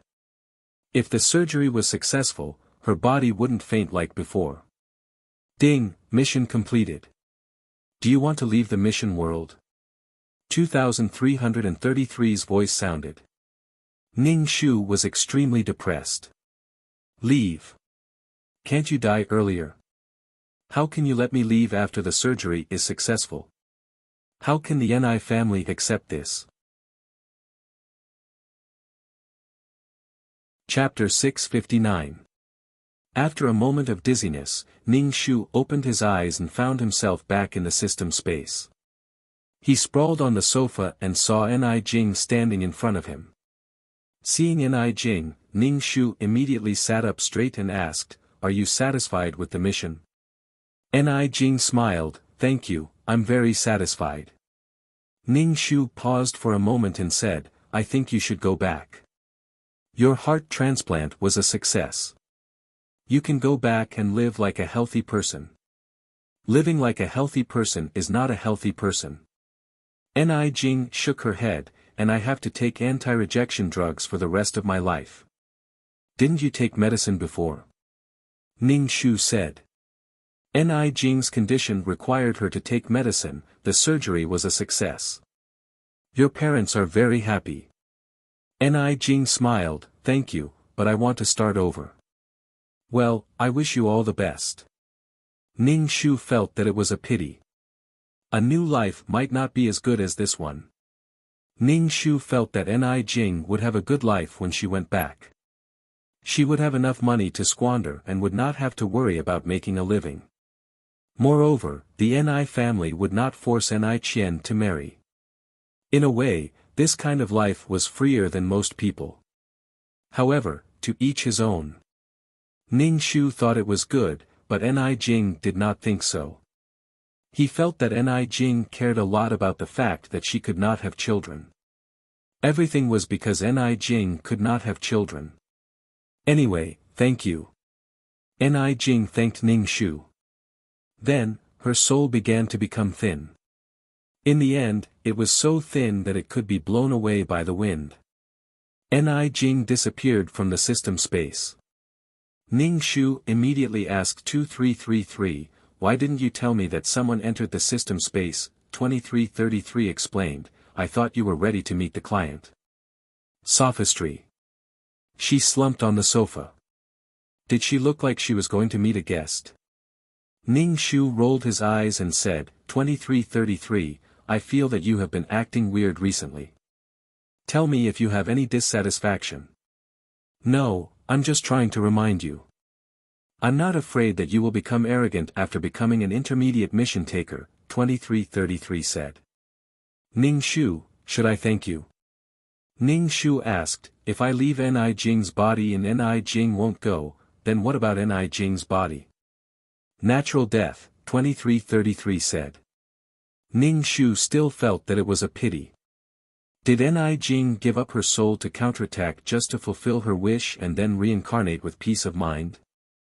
"Let's take a look at the points this time," Ning Shu said as he sat cross-legged on the sofa. Ning Shu's attributes panel appeared in front of him. Serial number, 2333 Name, Ning Shu, Intermediate Mission Taker, Age, 27 points, 3. 15 million/2 million Soul Value, 300 HP, 71 Wisdom, 210 Charm, 4 Luck, 54 Spiritual Power, 130, Faith, 4420, Combat Power, 132 Aptitude, 59 Merit, 30 Skills, 5th Ring Shooting Technique, Trash Fighting Technique, Entry to Unique Martial Arts, Elementary Poison Technique, Elementary Business Management Knowledge, Elementary Code Programming, Elementary Lawyer Skills. Honorary Title, Goddess of War, Selfless Ancestor Tools, Calm Aura, Amulet Aura, Mother of the World, Queen's Blessing, Model Worker, Chen Shi's Blessing, Leader Aura, Grass Blessing, Best Friend for Life, Miao Miao Miao's Blessing, Life-Saving Hand, Zhu Sun Yang's Blessing, Fulfill Ni Jing's Wish, Take Revenge on Jing Xiao, Zai Yi Shi. Mission Completion Rate, 100. Obtain 2 million points, 40 Attribute Points, 20 Faith. The reward was quite good. He obtained 2 million points. How should he distribute the 40 attribute points? Ning Shu thought for a while and decided to add them to wisdom, combat power, and luck. Ning Shu thought for a while and added a point to charm. The other attributes were in the tens and tens, but only charm was at 4. Serial number, 2333. Name, Ning Shu, intermediate mission taker, age, 27 points, 3. 15 million/2 million soul value, 300 HP, 71 wisdom, 21014 charm, 46 luck, 5410 spiritual power, 130 faith, 64 combat power, 13210 aptitude, 59 merit, 30 skills, 5th ring shooting technique, trash fighting technique, beginner peerless martial arts, beginner poison technique, beginner business management knowledge, beginner code programming, beginner lawyer skills. Honorary title, Goddess of War, Selfless Ancestor Tools, Calm Aura, Amulet Aura, Mother of the World, Queen's Blessing, Model Worker, Chen Shi's Blessing, Leader Aura, Grass Blessing, Best Friend for Life, Miao Miao Miao's Blessing, Life-Saving Hand, Zhu Sun Yang's Blessing. Ning Shu added 6 attribute points to charm. In any case, charm had reached 2 digits. After finishing these things, Ning Shu sat cross-legged on the sofa and cultivated. Only when he could no longer absorb energy did he stop. Ning Shu opened her eyes and touched her soul. Now, her soul was much stronger than before. It felt like jelly when she touched it. Ning Shu was quite happy. At least he was getting stronger. Tisk, shallow. Do you know what a truly strong soul is like? It's like a human body, but it's invulnerable. To destroy such a soul, not even a trace of consciousness can be left behind. Otherwise, it's impossible to kill it. 2333 looked at Ning Shu's intoxicated face and sneered. Ning Shu, I know there are many powerful existences. You don't have to tell me. I need encouragement, not a blow. Aren't you afraid that I won't be able to withstand the pressure? Ning Shu said unhappily. Then you can't take it now? 2333 asked. I can barely take it. Then it's fine. Ning Shu, pounding the table and crying. She strongly requested to change the system. Her system was not friendly at all. Ning Shu planned to go to the virtual space to take a look. Maybe he could find something useful. Most of the time, Ning Shu didn't exchange anything. He didn't have any money. He just liked to make a fuss. After a moment of absent-mindedness, Ning Shu appeared in the virtual space. He didn't care about anything else and went to a restaurant to eat. When he passed by a shop, he was bumped into by a mission enforcer who came out of the shop. Ning Shu stumbled. Sorry. The person who bumped into Ning Shu apologized first and even reached out to help Ning Shu. Ning Shu avoided his hand and shook his head. It's okay. When Ning Shu looked at the mission enforcer, he was stunned. He rubbed his eyes and his face was full of disbelief. It shouldn't be. How could this person be here? Impossible. Ning Shu's face was so shocked that it was distorted. He couldn't believe the person he saw. Are you all right? The man asked, looking polite. Chapter 660. Ning Shu really wanted to slap himself twice to make his expression more normal. He coughed and calmly said, I'm fine. Ning Shu never thought that she would meet Zhang Jusin here. Zhang Jusin. Zhang Jusin, damn it. He committed suicide and became a mission enforcer. Ning Shu turned around and left. She didn't want to have anything to do with Zhang Jusin. Zhang Jusin reached out to stop Ning Shu. Ning Shu looked at him warily. What are you doing? Zhang Jusin withdrew his hand and said, I just wanted to ask if you were okay. Ning Shu shook his head. I'm fine. Zhang Jusin was some distance away from Ning Shu. He said politely to Ning Shu, I'm sorry. I didn't notice when I came out. If you feel uncomfortable, you can tell me. I'm willing to compensate you. Seeing Zhang Jiasen like this, Ning Shu had a bad feeling in her heart. She knew this guy too well. He had a deep mind and was ruthless. Everything he did had a purpose. I'm fine. I'm fine. Ning Shu turned around and walked away. Zhang Jiasen relied on his long legs to block Ning Shu again. Ning Shu's heart immediately exploded, and he looked at him coldly. What else do you want? To express my apology, I'll treat you to a meal. Zhang Jiasen pointed to a restaurant not far away and said, This is my first time here. You're the first person I've met. Let me treat you to a meal. Ning Shu, slamming the table and crying. What kind of ill-fated relationship was this? That was why he met Zhang Jiasen here. Ning Shu didn't want to have anything to do with Zhang Jiasen. Not at all. Ning Shu took 2 steps back and lightly said, No need, thank you. Zhang Jiasen raised his eyebrows, looked at Ning Shu and asked, Are you afraid of me? Why would I be afraid of you? Let's fight one-on-one if you have the ability. Zhang Jiasen sized up Ning Shu from head to toe. His sharp eyes made Ning Shu's hair stand on end. What are you looking at? Ning Shu asked unhappily. Zhang Jiasen rubbed his chin. I think you look familiar. Ning Shu, fuck, why does he look so familiar? To be honest, Ning Shu didn't want to deal with people like Zhang Jiasen. It was fine to meet him once, but he didn't expect to meet him again. Ning Shu had a bad feeling in his heart. Zhang Jiasen had become a mission enforcer. What if he met him during a mission?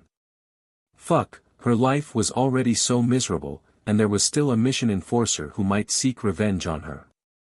However, Ning Shu did not regret her decision in the slightest. Even if she had known that Zhang Jiasen would become a quest enforcer, she would still have done the same thing. She should have taken out the soul pearl and collected Zhang Jiasen's soul back then. Zhang Jiasen saw that the woman's face was cold, but her eyes were flickering. He said, I invite you again. Please give me a chance to apologize. No need. Ning Shu directly refused. Zhang Jiasen frowned, then his eyebrows relaxed, and he finally laughed softly. Ning Shu. Laugh your ass, you're crazy.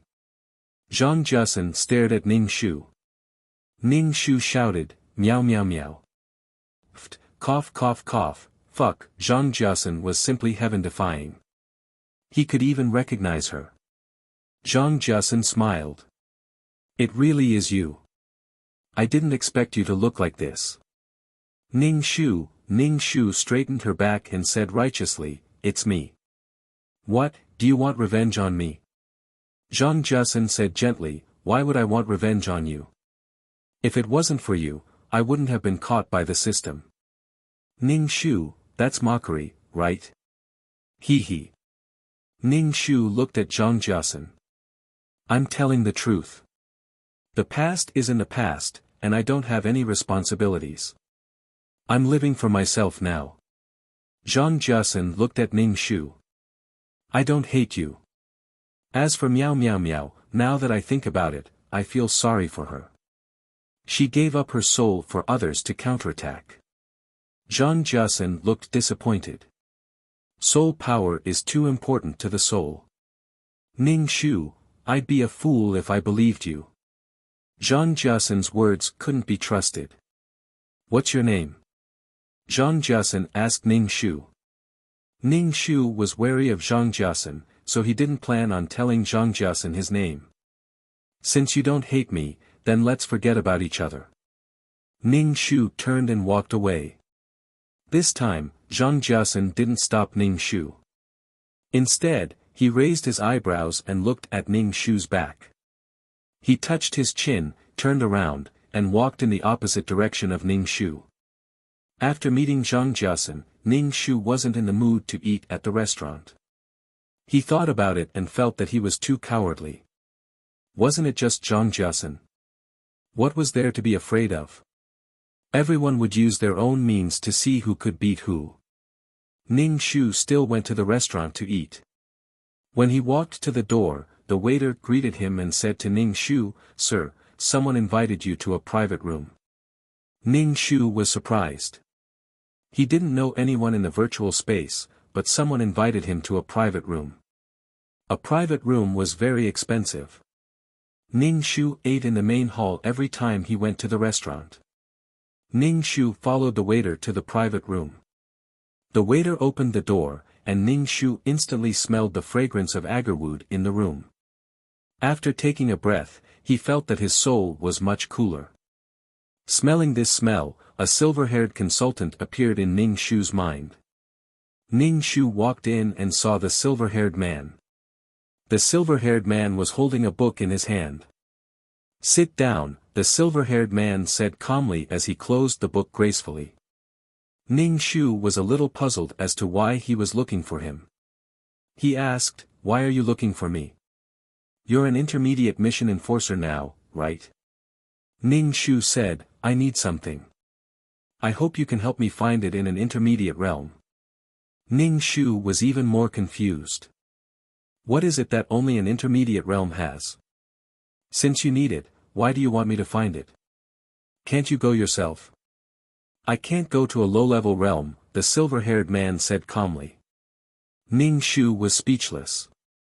Although he guessed that this person might be stronger, no one could say that an intermediate realm was a low-level realm so matter-of-factly. Ning Shu's lips twitched as he asked, "What is it?" "A type of sand called star sand." The silver-haired man said, "As long as you find this star sand for me, I'll give you a generous reward." Putting aside the reward, Ning Shu did not know what star sand was at all. He asked, "What does this thing look like? Why does it only exist in intermediate realms?"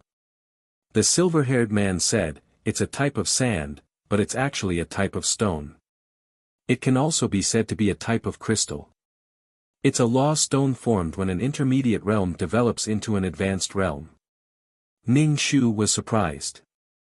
Then this thing should be very expensive. You can exchange it. There were too many shops in the virtual space. He would definitely find what he wanted. The silver-haired man glanced at Ning Shu, who was making a fuss. "This thing is actually useless. It's like the resin secreted by a tree." Ning Shu was speechless. He felt that he was being despised for no reason. Chapter 661. Since this sort of thing was useless, what did he want it for? Ning Shu didn't plan on asking. Even if she asked, he might not tell her. She thought for a moment and said, "I don't know how to find star sand, and I can't guarantee that I'll find it. I can wait as long as it takes. Time is not a problem. If you find it, you can come to the consultation room and make a deal with me," the silver-haired man said. Ning Shu thought for a while and asked, "Why are you looking for me?" Ning Shu was really confused about why the silver-haired man was looking for him. The silver-haired man said, "The people I know don't go to low-level worlds.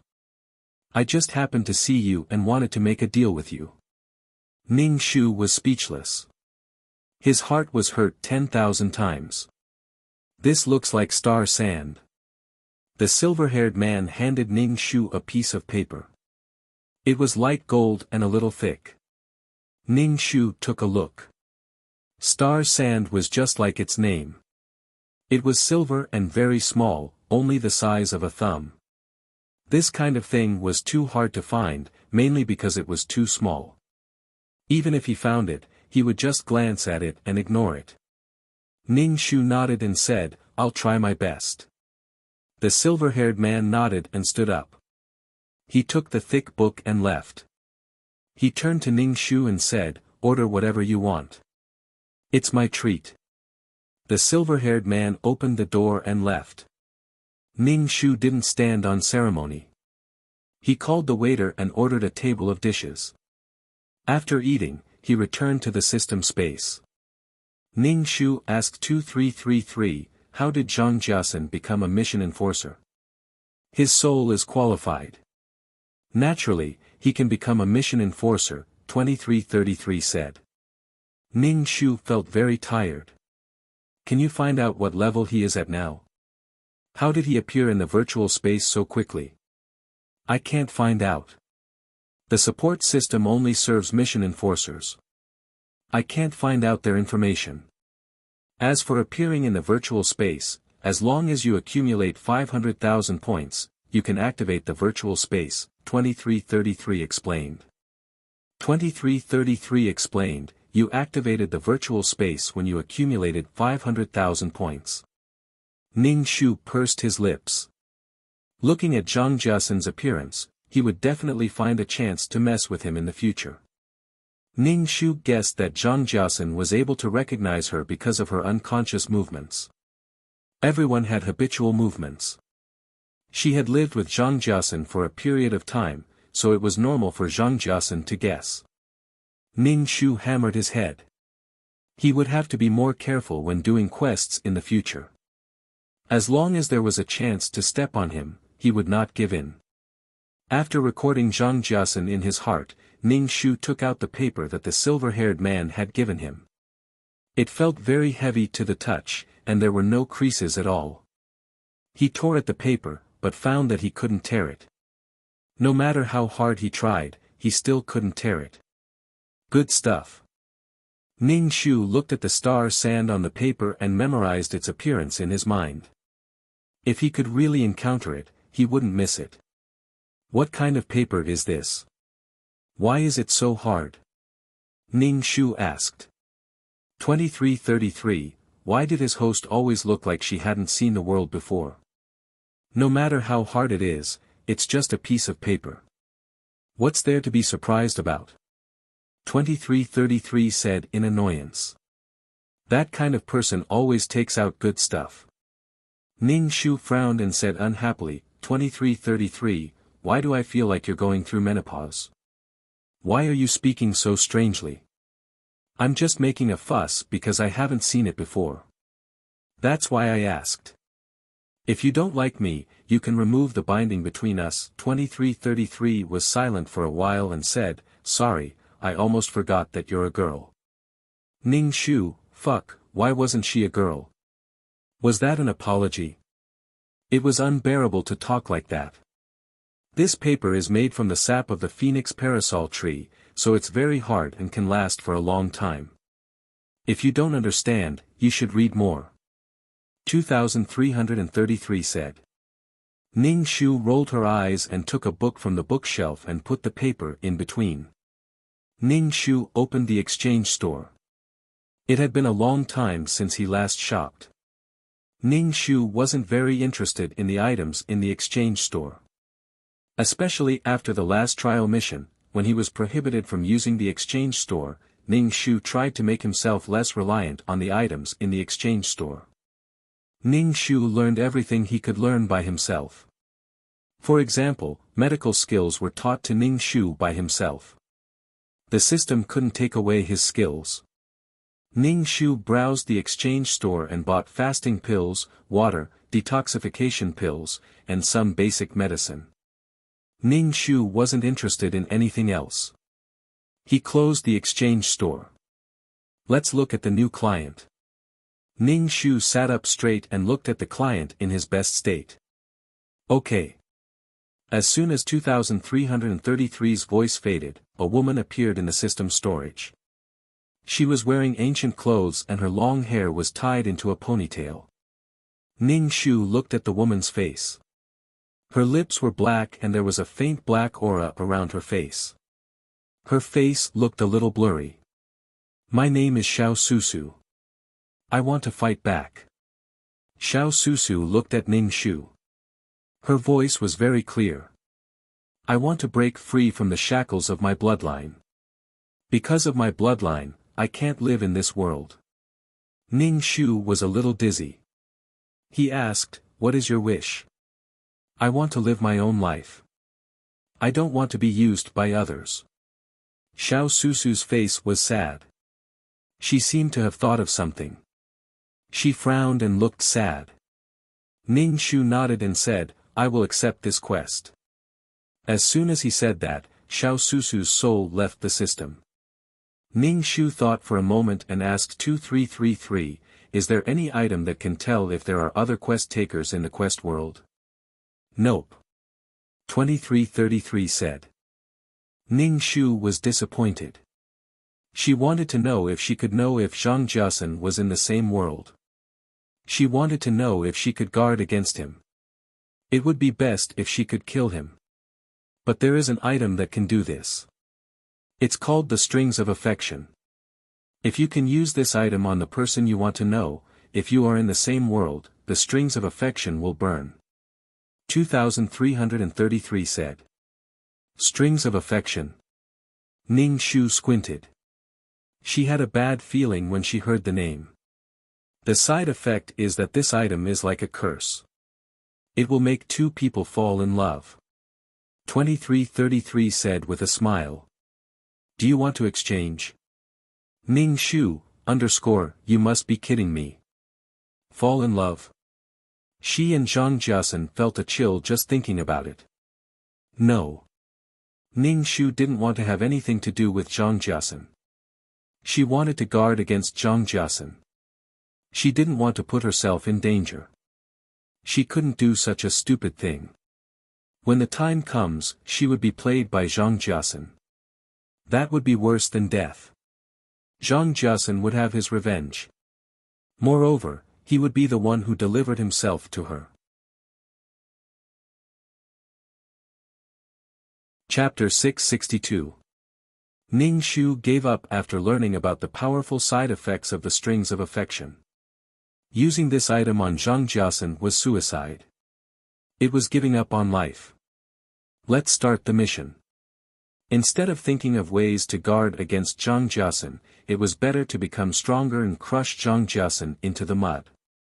In fact, Ning Shu was a little afraid of Zhang Jiasen. It wasn't easy for him to succeed in a counterattack for someone else, only to find that the person he took so much effort to defeat had suddenly appeared. And he was even stronger than before. It was even more frightening than seeing a ghost in broad daylight.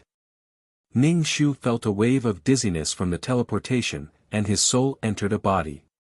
Before he opened his eyes, he felt an oppressive and tense atmosphere. Ning Shu felt his heart beating wildly. Ning Shu quickly opened his eyes and found himself in a forest. There were many people around him, and they were of different ages. The youngest was 7 or 8 years old, and the oldest was 15 or 16. There were boys and girls in the group. Ning Shu was sizing up her surroundings when she suddenly saw a ferocious wild boar with tusks comparable to elephant tusks, a fat and strong body, and a bristling mane, rushing out from the forest. If he was stabbed by the wild boar's tusks, he definitely wouldn't survive. When Ning Shu saw the wild boar, the others naturally saw it too. They immediately screamed and scattered. Some of the smarter children even climbed up the tree. When Ning Shu saw the wild boar, she avoided it without thinking. She saw that the 7 or 8-year-old child next to her seemed to be frightened, staring blankly at the wild boar. Ning Shu grabbed his arm and ran away. Because Ning Shu was dragging a child, he couldn't run fast. The others hid, and the wild boar stared at Ning Shu and the child. The wild boar ran very fast and was about to catch up. Ning Shu saw a withered branch. He threw the child away and picked up the branch on the ground. Ning Shu held the branch and looked at the wild boar running towards him. He felt something in his body become restless, as if it was about to burst out. This feeling was very strange, as if there was a giant beast trapped in her body. Ning Shu instinctively suppressed this power that was eager to rush out of her body. Ning Shu planned to stab the wild boar's eyes with a branch, but before the wild boar could run in front of Ning Shu, it was entangled by a ribbon and couldn't break free. Ning Shu looked in the direction of the ribbon and saw a little girl about 12 years old. She was holding a ribbon in her hand, and her fair face was covered in sweat. She seemed to be struggling. Ning Shu didn't hesitate. He held the wooden stick in his hand and stabbed it into the eyes of the wild boar that was struggling to break free from the ribbon. Ning Shu pierced the wild boar's eyes. The wild boar let out a shrill cry and struggled even harder. Finally, it broke free from the ribbon. This beast was very vengeful. After being blinded by Ning Shu, it howled and chased after Ning Shu. Just as Ning Shu was about to be caught, a folding fan appeared in the air with a whoosh. The folding fan slashed across the wild boar's neck. The wild boar's head was cut off, and blood spurted out. But there was no blood on the folding fan. The wild boar that lost its head ran for a while before it fell down, its body twitching. Ning Shu fell to the ground with a plop. His legs were weak, and he wiped the cold sweat on his forehead. The child that was thrown out by Ning Shu ran over. Ning Shu asked, "Are you okay?" Ning Shu shook his head. The girl who used the ribbon as a weapon also came over. She looked at Ning Shu from head to toe. "Fortunately, the real person saved you. Otherwise, you would be dead." "Thank you." Ning Shu thanked her. "You are so powerful." The girl snorted. She was a little proud. After the wild boar was killed, the people who were hiding also came out and surrounded them. After being scared by the wild boar, everyone's face was still in shock. Two people came with the wind and stopped in front of the group of people. Seeing these two people flying in the air, the group of children was so envious that their eyes turned green. They were shocked. Ning Shu saw one of the men. His face was as clear as jade, and his posture was confident and at ease. He also had the temperament of a cultivator. His expression was languid, and he held a folding fan. It was obvious that he was the one who had killed the wild boar. When Ning Shu saw this man, his heart was filled with complicated emotions. He felt bitter and frustrated. In short, it was very complicated. Ning Shu silently chanted the clear heart incantation and suppressed the feeling in his heart. Cultivators had sharp senses. His abnormality would definitely be noticed by others. "Tonight, you guys will spend the night in this forest. Tomorrow, we will start the bone foundation test."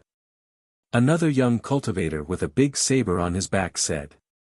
Hearing that they had to spend the night in the forest, everyone's face turned ugly. Some of the timid people, such as the children that Ning Shu saved, curled their lips and were about to cry. "Tonight, your dinner will be this wild boar." The man with the folding fan pointed at the wild boar with the folding fan and said, "Oh right, there are many wild beasts in this forest. There might even be demonic beasts. Be careful." When these words came out, the children were scared to death. Their faces turned pale. The man with the folding fan smiled. He originally looked like an immortal. When he smiled, it was very seductive. "Coquettish fox." The girl with the ribbon whispered. The man with the folding fan glanced at her with a smile that was not a smile. It was obvious that he had bad intentions. Being stared at by the man like this, the girl was a little scared, but she still straightened her back.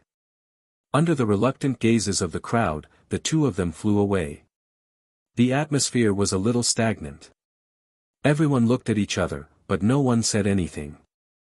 No one went to deal with the wild boar. They said that the wild boar was their dinner, but no one was willing to do it. Ning Shu touched his body and felt a dagger at his waist. He was ready to deal with the wild boar. If the wild boar was placed here, it would attract other carnivores, such as wolves. According to the man, there were also demonic beasts. "What are you doing?" the girl Ning Shu asked. Ning Shu saw that she had saved his life before, so his attitude towards her was very good. He said, "You have to deal with this thing, or it will attract other wild beasts." Ning Shu cut open the wild boar's stomach.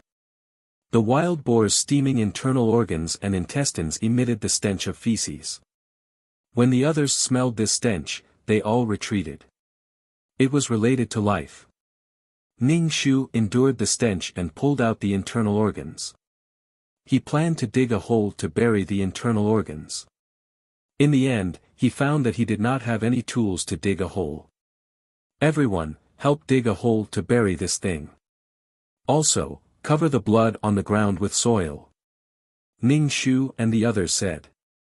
Everyone hesitated for a moment. Some took out knives and some took stones to dig a hole. After working for a while, they dug a hole. Throw the wild boar down with it. How can we eat this thing? It's smelly and hairy. Who wants to eat this thing? That coquettish fox did it on purpose. The girl with the ribbon as a weapon, Ning Shu, said.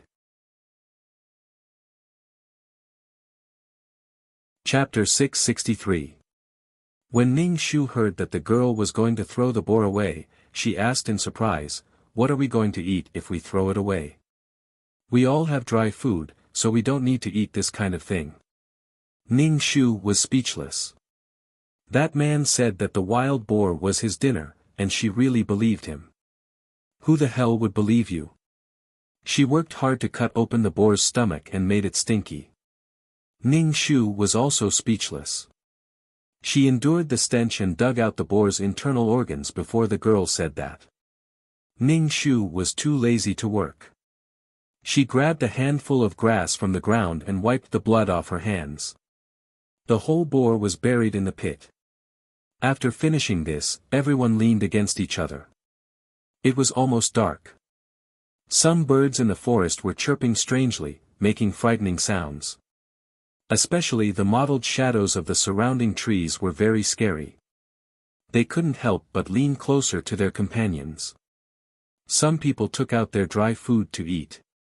Ning Shu touched the bag on her waist and found that there was nothing in it. There was no water in the water bag either. Ning Shu wanted to take out the fasting pills, but then she thought that the two people wouldn't really leave these people behind. They should be nearby watching them. Otherwise, how could they appear in time to kill the boar? A cultivator's divine sense was very strong. Even if she was sneaking around, she would definitely be noticed. Ning Shu didn't dare to take the risk. She was too weak now. Without food, Ning Shu leaned against the tree trunk and closed her eyes to accept the plot. This was a world where humans, demons, and devils existed. Humans cultivated and pursued the great Tao of immortality. Demons were evil and stole the abilities of others to supplement themselves. There were many demons, but they had low spiritual intelligence. The land and the sea were the demons' world. Humans, demons, and devils were the three legs of the tripod. The Tsangming continent was very big. No one knew how big it was. There were many dangerous and unknown places. This was a world full of killing and the strong were respected. Demons liked to devour the essence of cultivators, but cultivators had to resist in order to survive. The two races had been fighting constantly. As for demons, they were very loose and had no leader. Sometimes, they were given to cultivators as treasures. Human cultivators took out their internal elixirs and removed their bones and tendons. To become food on the plate, the devil race would also hunt down the demonic beasts. The advantage of the demonic beasts was their large numbers, and their weakness was their low intelligence. But conversely, there were also human cultivators who ended up in the bellies of the beasts. If you're strong, you'll live. If you're weak, you'll die. The original owner, Xiao Susu, was a mixed-blood child. Her father was a powerful demon while her mother was a human cultivator. Her father captured her mother and raped her. Unexpectedly, she got pregnant and gave birth to Xiao Susu, a mixed-blood child. After giving birth to Xiao Susu's mother wanted to commit suicide by self-detonation.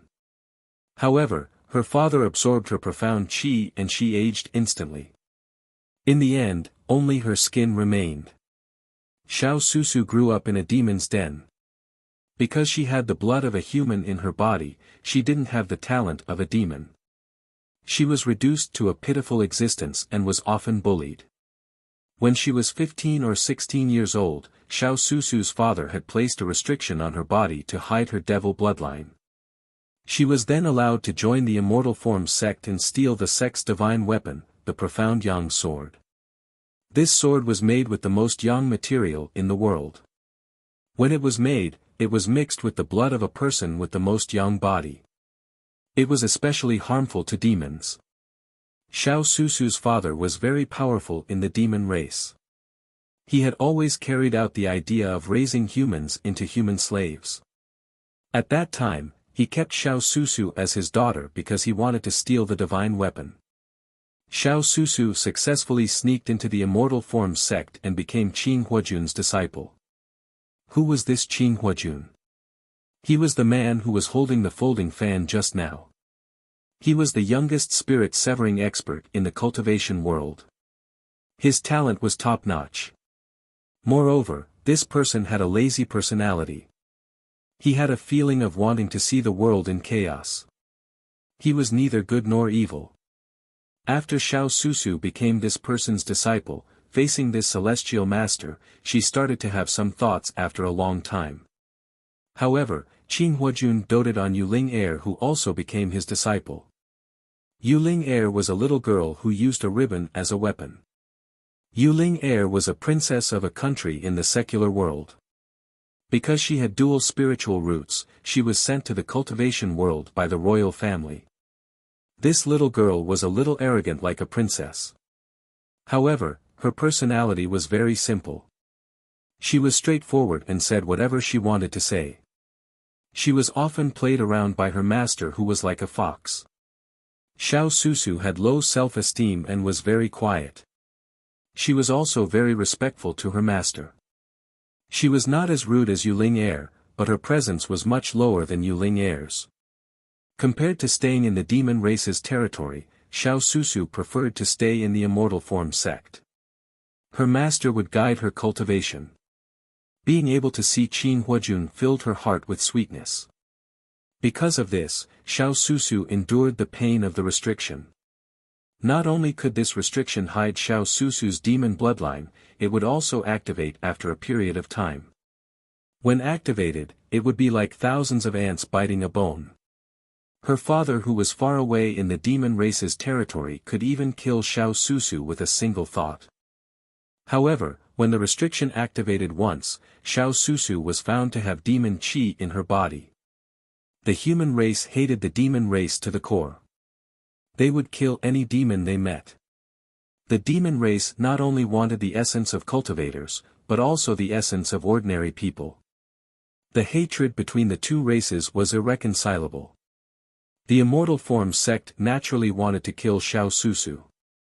However, Qin Huajun resisted the pressure and saved Xiao Susu. Xiao Susu was touched that Qin Huajun saved her. She honestly told him the reason why she came to the Immortal Form sect. Qin Huajun said that the human race could not keep Xiao Susu. He even gave Xiao Susu the Profound Yang sword. Xiao Susu took the Profound Yang sword back to the demon race with tears in her eyes and gave it to her father. Just as Xiao Susu's father took the Profound Yang sword, the Profound Yang sword suddenly exploded. This little bit of attack power was nothing to Xiao Susu's father. However, the blood-devouring insect hidden in the Profound Yang sword took the opportunity to drill into his heart. Qin Huajun was a person who did whatever he wanted. He did not care about what the righteous sects were particular about. As long as it was effective, he would try it. Thus, he used Xiao Susu to sneak attack Xiao Susu's father. This method was obviously effective. The demon race's cultivation relied on blood essence. The blood-devouring insect drilled into his heart and devoured his blood essence, causing his strength to deteriorate. Xiao Susu's father was so angry that he directly sucked Xiao Susu dry. The demon race did not have any kinship. They only had strength. Strength was everything. Xiao Susu was born in a daze. Because of her bloodline, she was not allowed to exist in this world. The human race could not tolerate her, and the demon race would not care about a bastard who did not even have the talent of the demon race.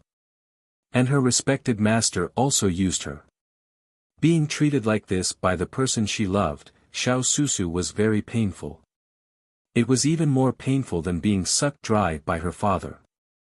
Qing Huajun gave her a little bit of warmth, which warmed Xiao Susu's heart. However, he cruelly took back this warmth. Xiao Susu was at a loss. She did not know what her life was. The reason why Ningxu counterattacked was because she wanted to get rid of the pain of her bloodline. The root of Xiao Susu's pain was because she was not strong enough. When her father placed restrictions on her, she could not resist and was used by Qing Huajun. It was also because she was a weak ant that did not need to care about. The hatred between the two races was as deep as the ocean. When Xiao Susu's identity was exposed, Qing Huajun did not treat her as his disciple. To put it bluntly, it was all because of strength. Chapter 664. After accepting the storyline, Ning Shu felt hungry.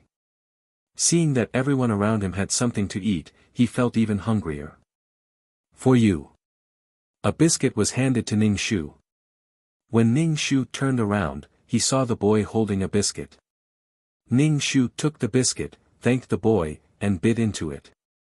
The biscuit tasted very good, and the fragrance of the meat overflowed in his mouth. It's delicious, right? My mother made it for me. The boy approached Ning Shu. I'm Chiu Mu. What about you? Right, thank you for saving me. It's fine. Ning Shu looked at Chiu Mu. You're so young. Would your family trust you to come? Of course not. But my father said that I'm talented, and it's better for me to come to the Immortal Transformation sect as soon as possible.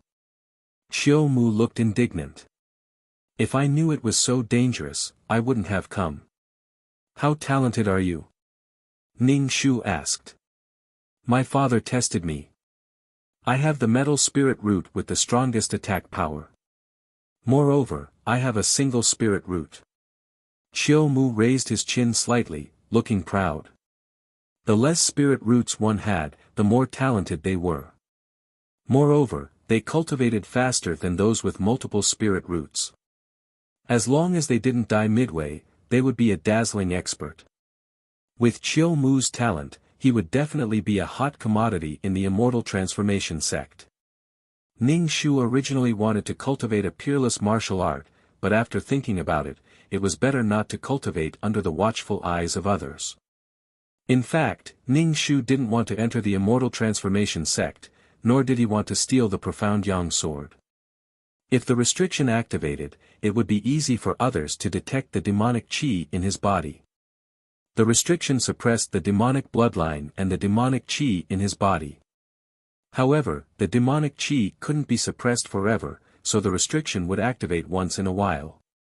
Xiao Susu had a bit of demonic qi in her body, but she didn't have the talent of the demonic race. She also couldn't absorb the essence of others like the demonic race. Ning Shu leaned against the tree trunk while Chiu Mu leaned against Ning Shu. Ning Shu glanced at him, and Chiu Mu immediately straightened his back. I'm leaning against you because I think highly of you. Ning Shu _. Little brat, get lost. Ning Shu did not pay any attention to him. She closed her eyes and leaned against the tree trunk to rest. When she calmed down, she could feel that someone was spying on her.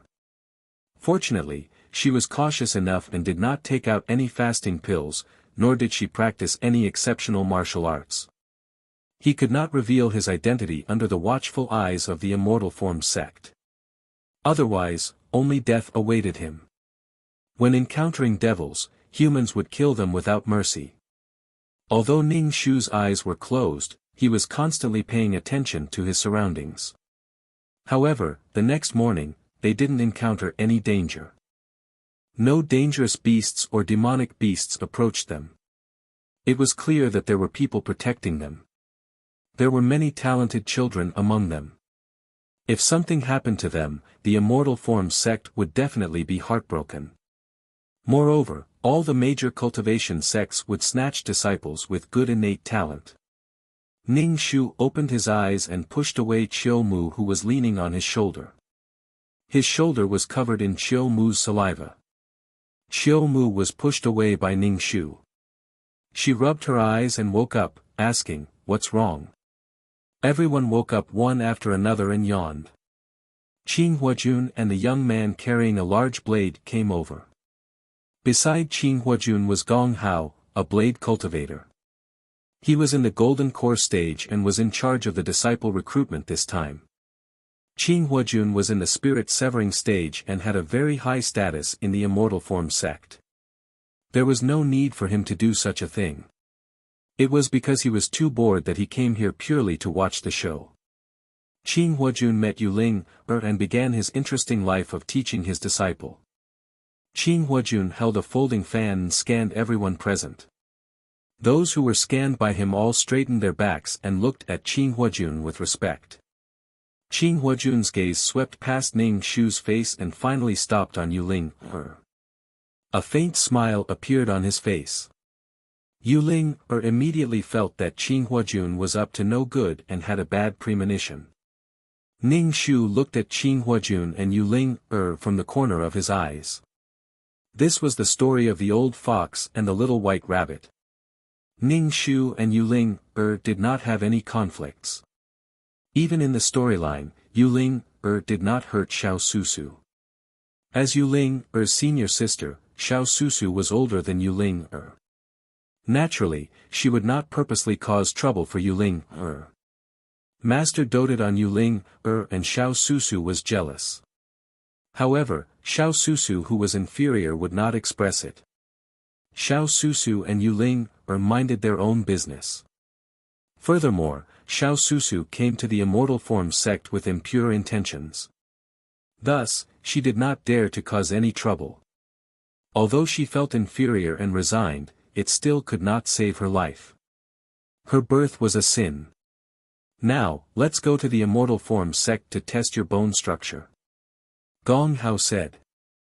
As soon as Gong Hao finished speaking, a smile appeared on everyone's face. Qin Huajun looked at these excited people and smiled. It was the expression of someone who was watching a show. Yuling could not help but pout. Flirtatious fox.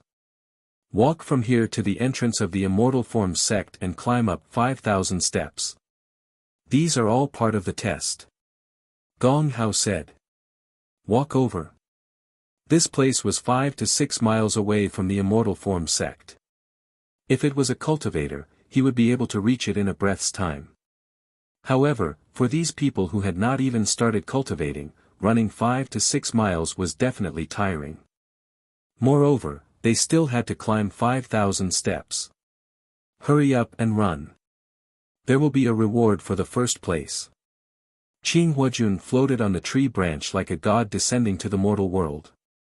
Hearing that there was a reward, these children were all excited and ran in the direction Qin Huajun pointed. With competition, these children ran as fast as they could, not willing to give in. They used all their strength to fight for the reward mentioned by Qin Huajun. Ning Shu looked at the direction Qin Huajun pointed. It was not the direction of the Immortal Form sect at all. Instead, it was the opposite direction.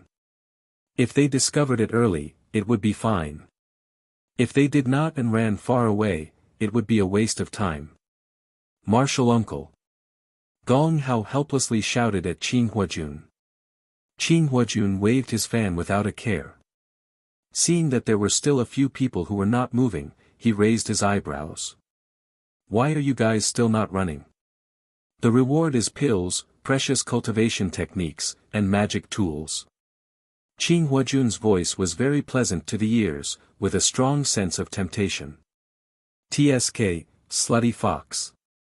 Yuling pouted and muttered very softly. Qin Huajun looked at Yuling with a smile that was not a smile. He closed his fan and squinted his eyes. Obviously, he was thinking of some interesting ideas. Ning Shu felt that the treatment of the main character was indeed different. Cultivators could see clearly, see the legs of mosquitoes, and hear small things. For example, Qin Huajun would definitely hear Yuling voice. Yuling Air offended Qing Huajun twice, but he did not say anything. Why are you guys not running? Gong Hao asked the remaining people. One of the youths said, I know that the immortal form sect is not in that direction. Qing Huajun looked at the youth. Oh, the kid from the Li family. The youth respectfully cupped his fist and bowed. Yes. Chapter 665. For those kids who were tricked by Qing Huajun. Qing Huajun was a black-bellied person who only wished for the world to be in chaos. Ning Shu even suspected that Qing Huajun knew the identity of the original owner of the body, but he still accepted the original owner of the body as his disciple. The original owner of the body did not have a good aptitude. She had 3 spiritual roots of earth, wood and fire. Although she could successfully build her foundation, it would be difficult for her to go further. If she had a special opportunity, she might be able to achieve the Jindan realm. The more Ning Shu thought about it, the more he felt that Xiao Susu must have exposed herself long ago and was found out by Qing Huajun. Thinking about this, Ning Shu did not want to go to Immortal Transformation sect anymore. She wanted to leave. But now was definitely not the time. She had already reached this step. If she said that she wanted to leave, it would definitely arouse suspicion. Everyone wanted to be able to cultivate and pursue the Tao of immortality. Not to mention, there was a time bomb in her body. Xiao Susu's father had placed a restriction on her body. With just a thought, she would explode into minced meat. Heartache. What about you guys? Why aren't you running? Qing Huajun looked at Ning Shu, Chiu Mu, and Yuling, her. I still need this woman to protect me. Chiu Mu approached Ning Shu and said. Ning Shu, what the fuck? Who wants to protect you? You're a man and you need a woman to protect you. Shame on you. I don't believe you. Yuling, pouted. Ning Shu said, I'm hungry. I didn't eat breakfast. My legs are weak. Qing Huajun curled his lips and did not say anything. Are you hungry? I'll give you some biscuits. Chiu Mu took out a meat biscuit from the bag. Ning Shu took it and started eating. Later, they still had to walk to the entrance of Immortal Transformation sect and climb the stairs. Chiu Mu saw that Ning Shu was enjoying the biscuits and also ate a biscuit. The others also took out their biscuits to eat. It was just that the poor kids who were tricked by Qing Huajun did not eat anything and had to do intense exercise. After Ning Shu finished eating the biscuit, he asked Chiu Mu for another one. Chiu Mu gave Ning Shu one and muttered, Why did you eat so much? My mother made this biscuit for me. Chiu Mu was dressed in luxurious clothes, and it was obvious that he was the young master of a great clan. Previously, Ning Shu had helped him out in passing, and now he was relying on Ning Shu. If you want me to protect you, you should at least give me some compensation. Isn't your life worth 2 pieces of bread? Ning Shu said. Autumnwood narrowed his eyes. People say that one shouldn't ask for anything in return for a favor. You're taking advantage of this favor to get something in return. This child, Ning Shu had eaten and sat on the ground to rest. He still had to run a marathon later. People ran back one after another. When they ran back, they sat down on the ground. Their faces were pale and they were panting heavily. Ning Shu felt tired just by looking at it. Gong Hao, go and see if there's anyone who hasn't returned yet. Qing Huajun said to Gong Hao. Gong Hao cupped his hands and went to find the people who ran away. After a while, Gong Hao came back with one person in each hand. Spiritual Master, why did you lie to us? One person stood out and asked. Qing Huajun raised his eyebrows, and his eyes were filled with contempt. So what if I lied to you? Is the path to immortality really that easy to pursue? This world is very dangerous, and there are endless monsters. There are also demons who see humans as food.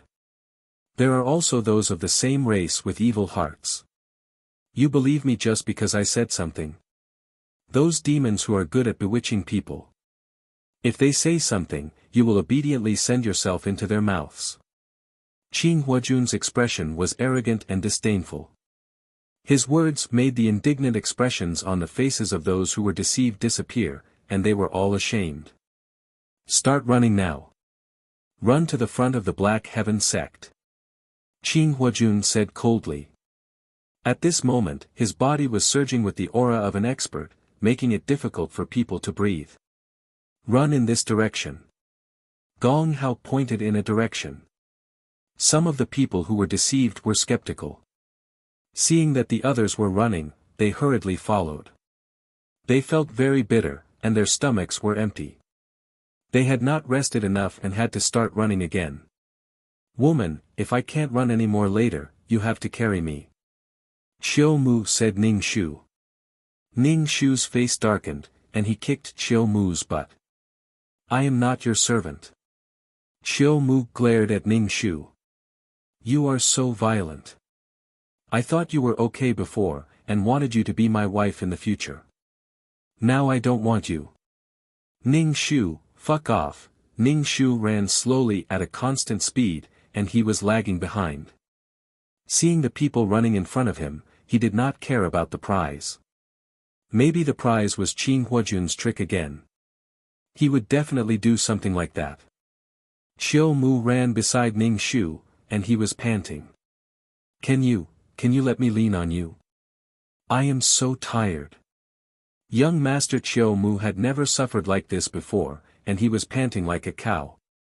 Ning Shu ignored him and ran slowly. Qiu Mu and Ning Shu were slowly lagging behind. Qiu Mu was relieved. Luckily you are with me. Ning Shu, Yuling, was running at the front. Yuling had already started cultivating, and her body was better than ordinary people. Ning Shu looked at the exhausted Qiu Mu. You are so talented, why haven't you started cultivating? My father is so tired. Don't talk to me. Qiu Mu looked at Ning Shu. Carry me, and I will tell you. I don't want to know. Qiu Mu, after running to the front of the Xiantian sect, Ning Shu felt like his legs were filled with lead, and he could not lift them. Qiu Mu knelt on the ground, and then he lay on the ground. He was as soft as a slug, and he crawled to Ning Shu's feet. Help me. Ning Shu, _. Ning Shu grabbed Qiu Mu's collar and pulled him up. Because of the protection of the protective mountain array, the Xiantian sect did not appear. In front of them was a vast expanse of white, and they could not see anything. As the protective mountain array opened, the majestic Xiantian sect appeared. The three words, Xiantian sect, were majestic and righteous, and they were like dragons flying in the sky.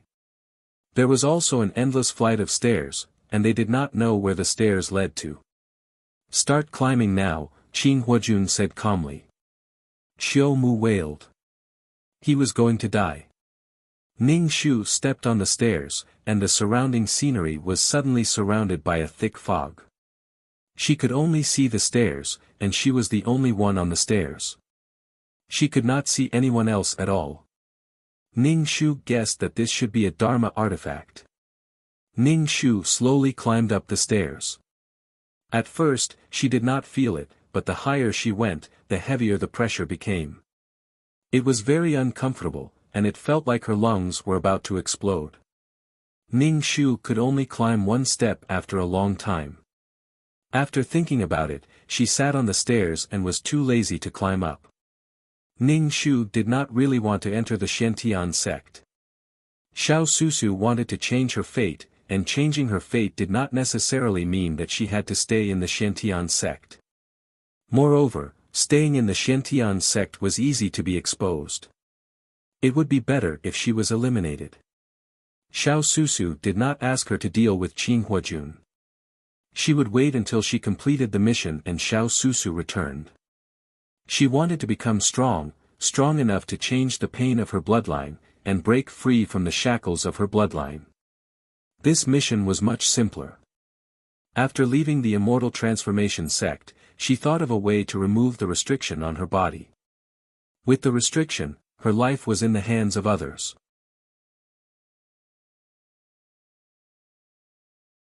Chapter 666. Ning Shu felt a little tired. Since he did not plan to enter the Black Heaven sect, he sat cross-legged on the steps and closed his eyes to rest.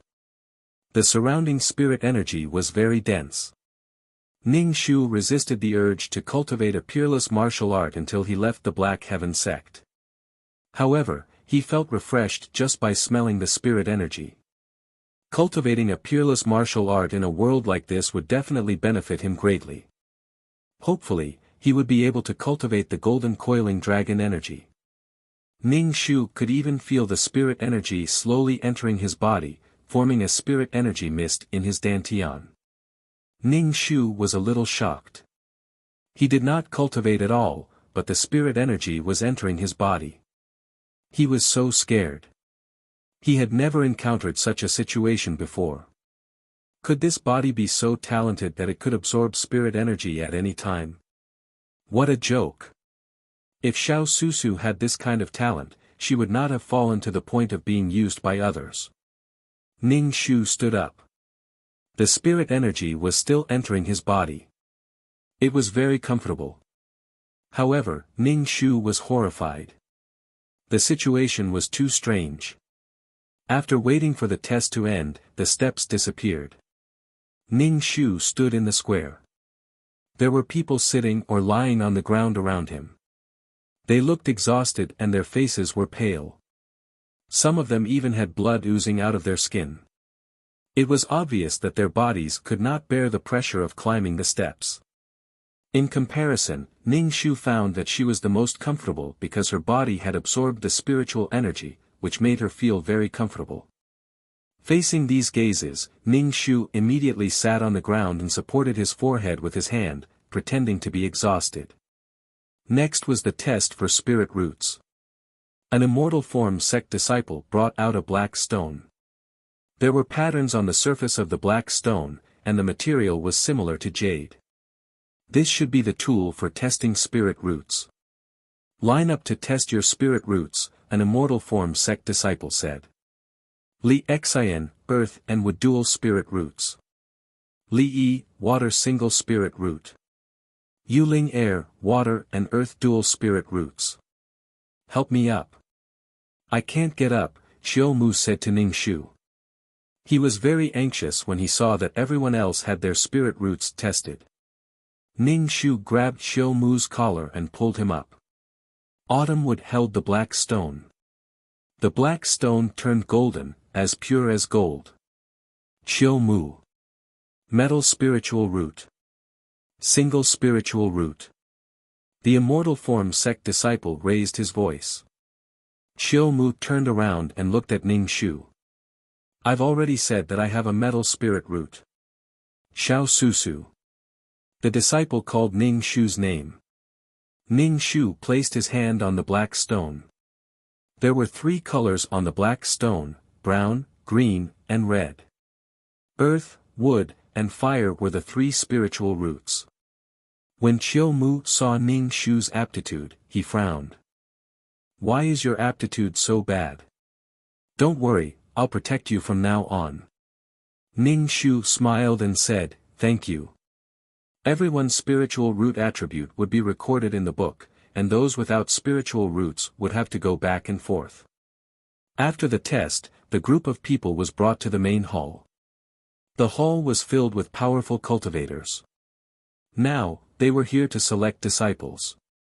Qin Huajun was also among them. He held a folding fan in his hand and looked at Yu Ling air immediately. The group of people first bowed to the sect master and elders in the hall, then waited to be selected. People with single spiritual roots were very popular, especially Xiao Mu who had a metal spiritual root. Even the head elder who was in seclusion was alerted. The head elder relied on his high cultivation and the reason that he wouldn't waste his talent because he also had a metal spiritual root. He snatched Xiao Mu away. The head elder took Xiao Mu as his disciple and gave him a magic tool as a gift. Everyone was so envious that their eyes turned red. The head elder took Chiu Mu away. When Chiu Mu passed by Ning Shu, he said, "Wait for me to find you." Ning Shu smiled. This kid was quite cute. Let's go. You're not allowed to wander around before forming your core. The head elder glanced at Ning Shu. He grabbed Chiu Mu's head and took him away. Qing Huajun, you're already in the soul formation stage. It's time to take in disciples. The sect master said to Qing Huajun. He started taking in disciples when he was in the golden core stage, but Qing Huajun didn't have a single disciple. Qing Huajun closed his fan and said casually, "Then I'll just randomly pick 2 disciples." Qing Huajun pointed at Ning Shu. "You'll be my head disciple from now on." Everyone else was shocked. The sect master said, "This girl has a triple mixed spiritual root. It's better to pick someone with talent." "It's okay. I'm just randomly picking." "Since I randomly picked her, it means that we're fated to be master and disciple," Qing Huajun said casually. Ning Shu, sigh. How did she end up in his hands? The plot was so powerful. He thought he was eliminated. The sect master didn't agree with Qing Huajun's casual choice. This girl only walked 200 steps. Not only is her talent not good, even her willpower is not good. With her talent, she can only be an outer sect disciple. How can she be your head disciple? The sect master frowned. There are other people with good talent here. Qing Huajun said casually, "It's okay. Since I picked her, she'll be the one." Seeing Qing Huajun like this, Ning Shu finally understood how Xiao Susu felt. In the demon race, Xiao Susu was bullied by everyone. Without strength, it would be difficult for her to even survive. No one cared about her. But now a master appeared and insisted on taking her as his disciple. Xiao Susu felt warmth. Even if she was pushed out to be cannon fodder in the end, Xiao Susu didn't have much hatred towards Qing Huajun. Ning Shu half knelt on the ground and called Qing Huajun master. Master looked at Yuling Air. The second disciple will be this girl. Yuling Air's face instantly turned black. She didn't want this slutty fox to be her master at all. She had a feeling that her future life would definitely be a disaster. Yuling Air looked at Qing Huajun. He had a smile on his face, which made him look even more handsome and elegant. Yuling Air didn't dare to say that she didn't want Qing Huajun to be her master in front of so many people. Qing Huajun was a powerful cultivator in the soul formation stage. If that happened, her father would break her legs. Yuling Air knelt down with difficulty and called Qing Huajun master. "Good girl, follow me and cultivate well," Qing Huajun said lightly. Qing Huajun brought Ning Shu and Yuling Air to Qinghua Peak. This peak was Qing Huajun's. The environment was very good. It was like a paradise. Ning Shu's nose twitched. There was so much spirit qi here. And these spirit qi were all squeezing into Ning Shu's body and drilling into Ning Shu's pores. Here it is again. Ning Shu was speechless. She didn't cultivate. Why would the spirit qi automatically drill into her body? Why? Ning Shu didn't know what was going on. He was mentally retarded the whole time. When they arrived at the main hall, Qing Huajun sat down and said to Ning Shu and Yuling Air, "From today onwards, you two are disciples of Qinghua Peak. Cultivate well and don't get eaten by the demons." Qing Huajun looked at Ning Shu and said, "You have the earth, wood, and fire elements. You need to choose your main spiritual root to cultivate. Which spiritual root do you want to cultivate?" Ning Shu looked like he couldn't make up his mind. He said, "Disciple doesn't know what to choose. The earth element has strong defensive abilities. The wood element has strong healing abilities. The attack power of the fire element is also not bad." Qing Huajun explained to Ning Shu like a master.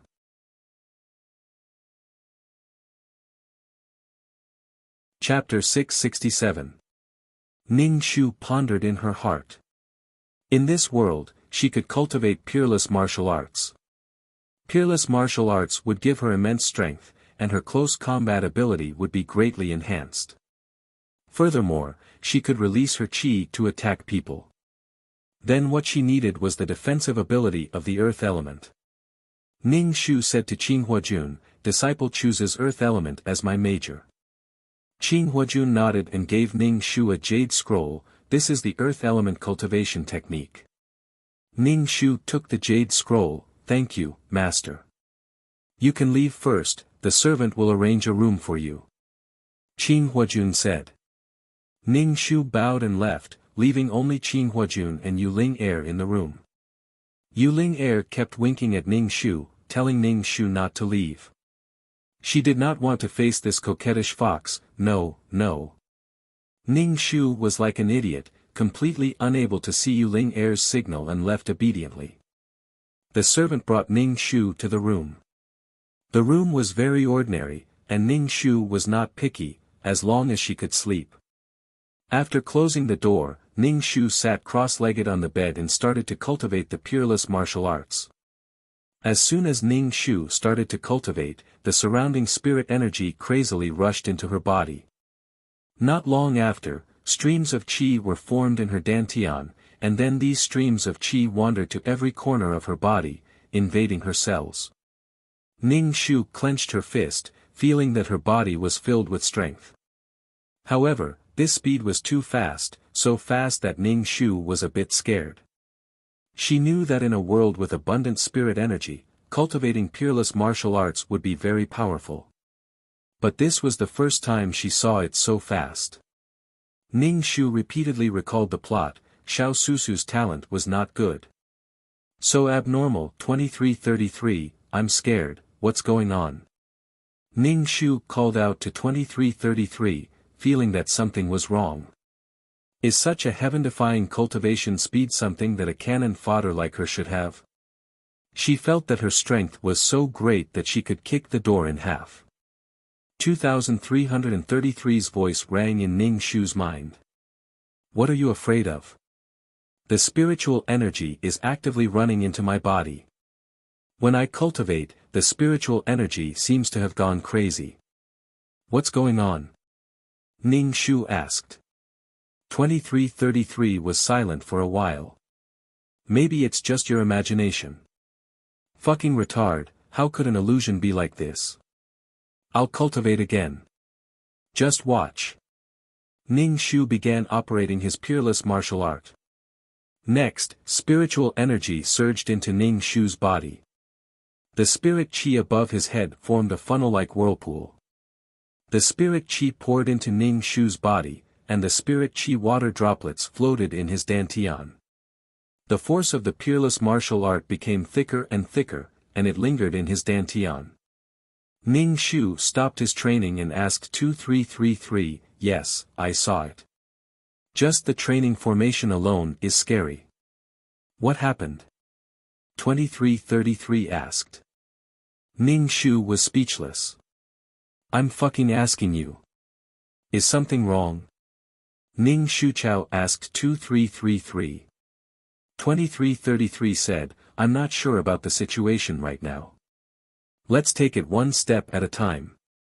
Ning Shu stared blankly at him, speechless. His heart was tired. Ning Shu felt that it was because he had been cultivating his peerless martial art for so long that he could cultivate so fast. He took out the earth-type cultivation technique that Qin Huajun gave him.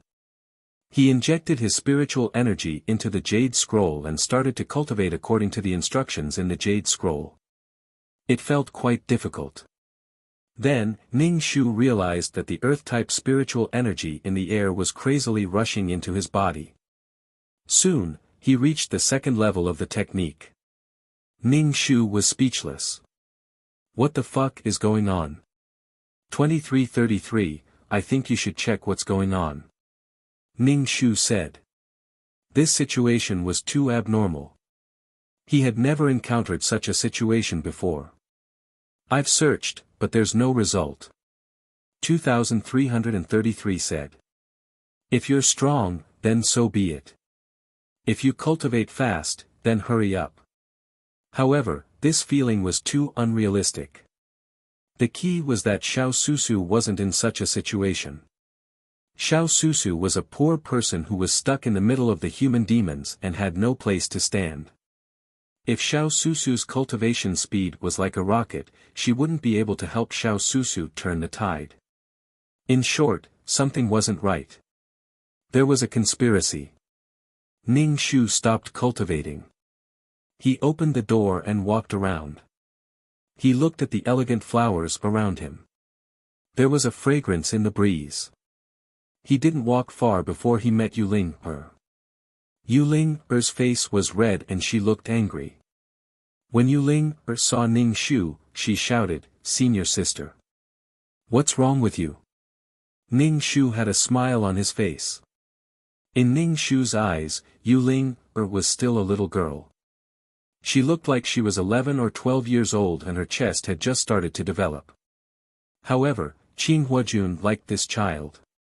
There were so many female cultivators in the Immortal Forms sect who wanted to become Dao companions with the peerless Qin Huajun. Master told me to water the flowers and weed the grass every day." Yuling Er felt that Qin Huajun did it on purpose. She was a princess, why did she have to do such things? Before Ning Shu could say anything, Qin Huajun's voice sounded in his ear, "You should be punished for speaking ill of master behind his back." Yuling Er heard it too. Her face turned green. If it wasn't for the fact that she couldn't beat Qin Huajun, she would have fought him.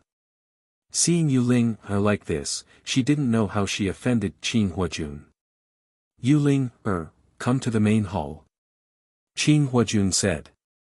Yuling Er walked towards the main hall dejectedly. Anyway, Qin Huajun found pleasure in torturing Yuling Er.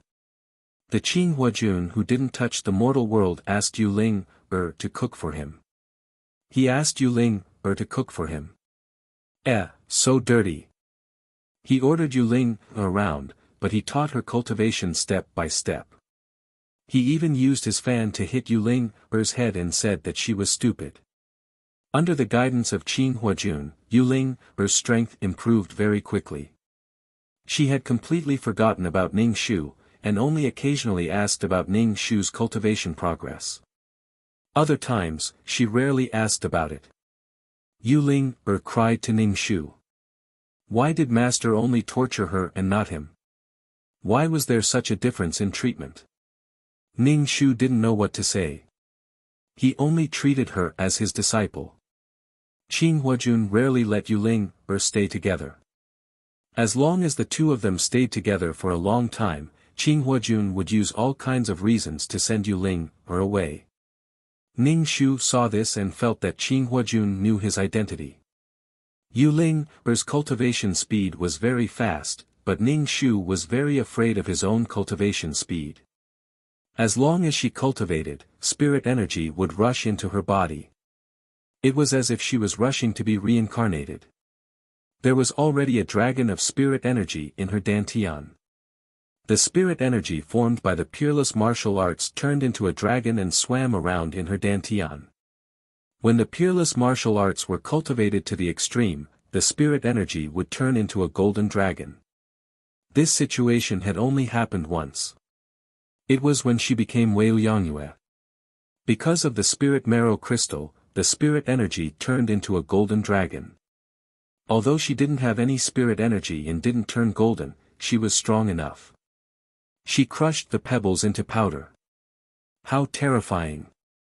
Also, the earth element cultivation technique was cultivated to the 10th level.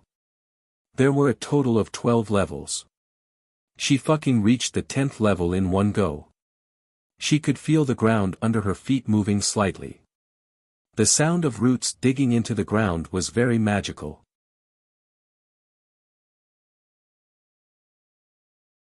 Chapter 668. Ning Shu didn't follow the steps of cultivation. She didn't follow the steps of foundation establishment, Jindan, Yuanying, and soul formation. Ning Shu realized that peerless martial arts were actually more powerful than any other cultivation method. His dantian could contain a lot of qi, and these qi would slowly grow and form a golden dragon. And this qi dragon seemed to be alive, as if it had its own consciousness. Ning Shu really wanted to release her qi gene. She wanted to see how powerful her qi gene would be if she released it. But the entire Qinghua Peak was under Qin Huajun's watch, so Ning Shu didn't dare to take the risk. But why was her cultivation speed so fast? There was still no explanation for this. Ning Shu wanted to cry every time he cultivated. Why did this happen? Was there a bug in this world? Ning Shu would stay in his room when he had nothing to do and rarely went to Qin Huajun. Ning Shu felt that he couldn't beat Qin Huajun with his current strength. And Qin Huajun was also favored by the heavens, so his cultivation speed would only be fast. Ning Shu could only work hard on his cultivation. Fairy Xiao, Qin Huajun asked you to go to the main hall. The little boy stood in front of Ning Shu's door and said. Ning Shu's heart skipped a beat. He had a bad feeling about this. He tidied up his clothes and opened the door.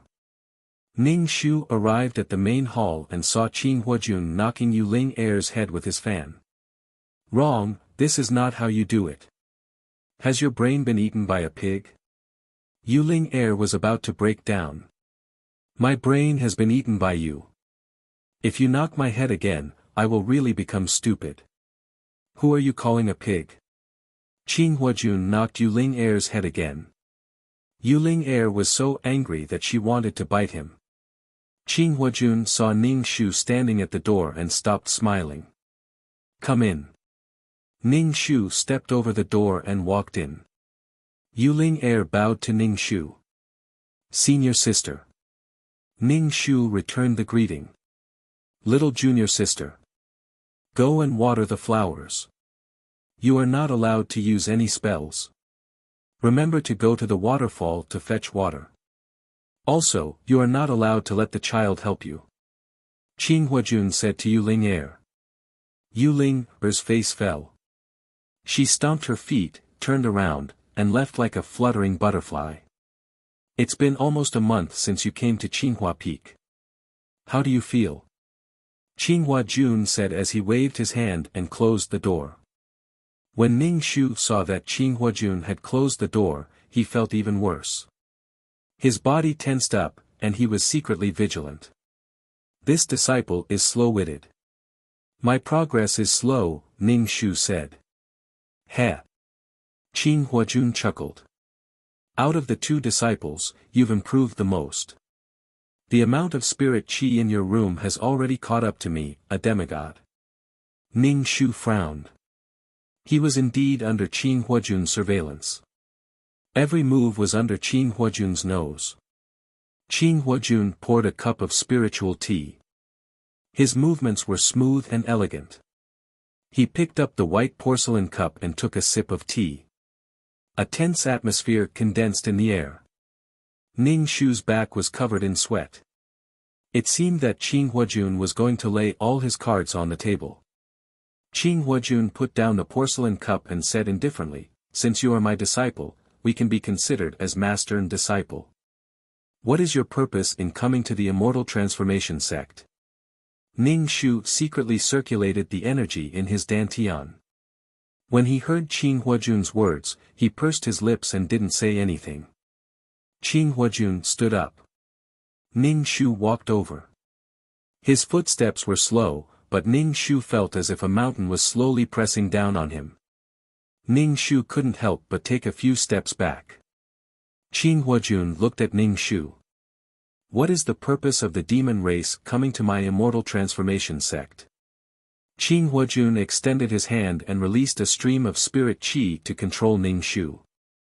Ning Shu released a stream of spirit qi that was circulated to his fingertips. A dragon-shaped stream of spirit qi roared silently and rushed towards Qin Huajun. When Qin Huajun saw this attack, he was stunned for a moment.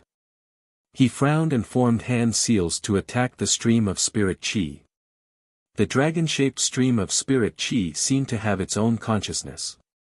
It attacked Qin Huajun and at the same time dodged his attacks. But after a few moves, it was scattered by Qin Huajun. The stream of spirit qi returned to Ning Shu's dantian and slowly formed the shape of a dragon. Ning Shu was dumbfounded. He didn't think that the spirit qi released from a peerless martial art would have such a strong attacking power. The stream of spirit qi wasn't golden in color. If it was a golden coiling dragon, wouldn't its defensive power be even stronger? Qin Huajun looked at Ning Shu. What cultivation technique are you cultivating? The folding fan in Qin Huajun's hand spun and transformed into 18 cold swords. Moreover, these swords were constantly splitting apart and densely packed together, the tip of the swords pointed towards Ning Shu. Ning Shu felt that if he moved, he would be stabbed into meat paste. Beads of cold sweat dripped down from his forehead. Qin Huajun walked over and pressed his jade-white hand on Ning Shu's head.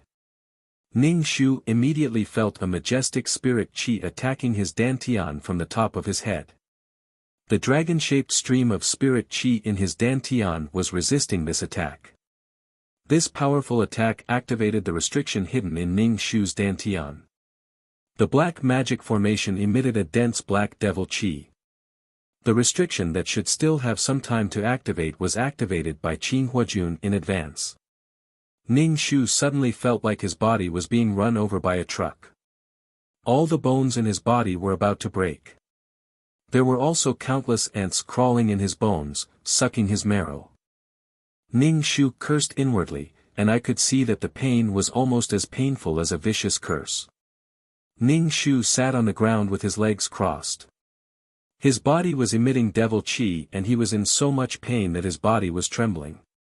Qin Huajun sat down and picked up a porcelain cup to drink tea. He watched coldly from the side.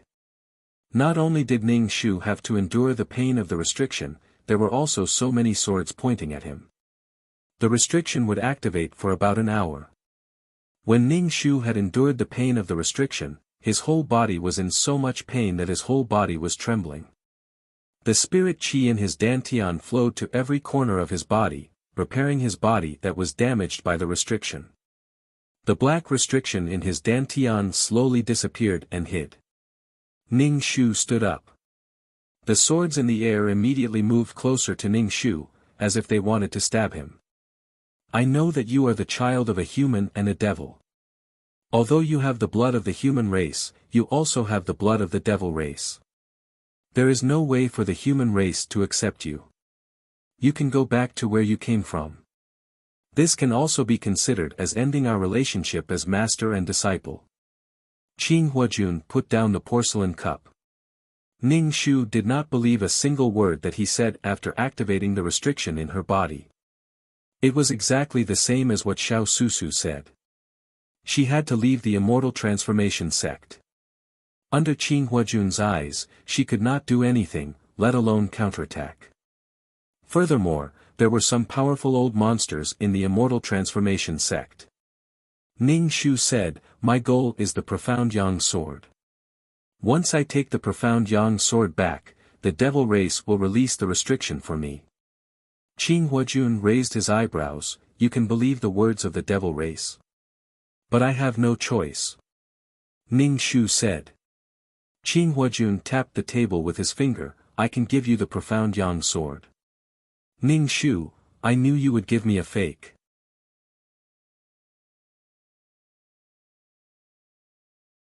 Chapter 669. You triggered the restriction in her dantian, causing her so much pain that she wanted to die. Now you want to give me the profound yang sword? Ning Shu had a doubtful expression. Master, will you really give the divine weapon to your disciple? That's a divine weapon, how can you give it away just like that? We're not that close. Qin Huajun glanced at Ning Shu. The profound yang sword I gave you is obviously not real. The profound yang sword is the immortal form sect's divine weapon, it's impossible for me to give it to you. But the profound yang sword I gave you is almost the same as the real one.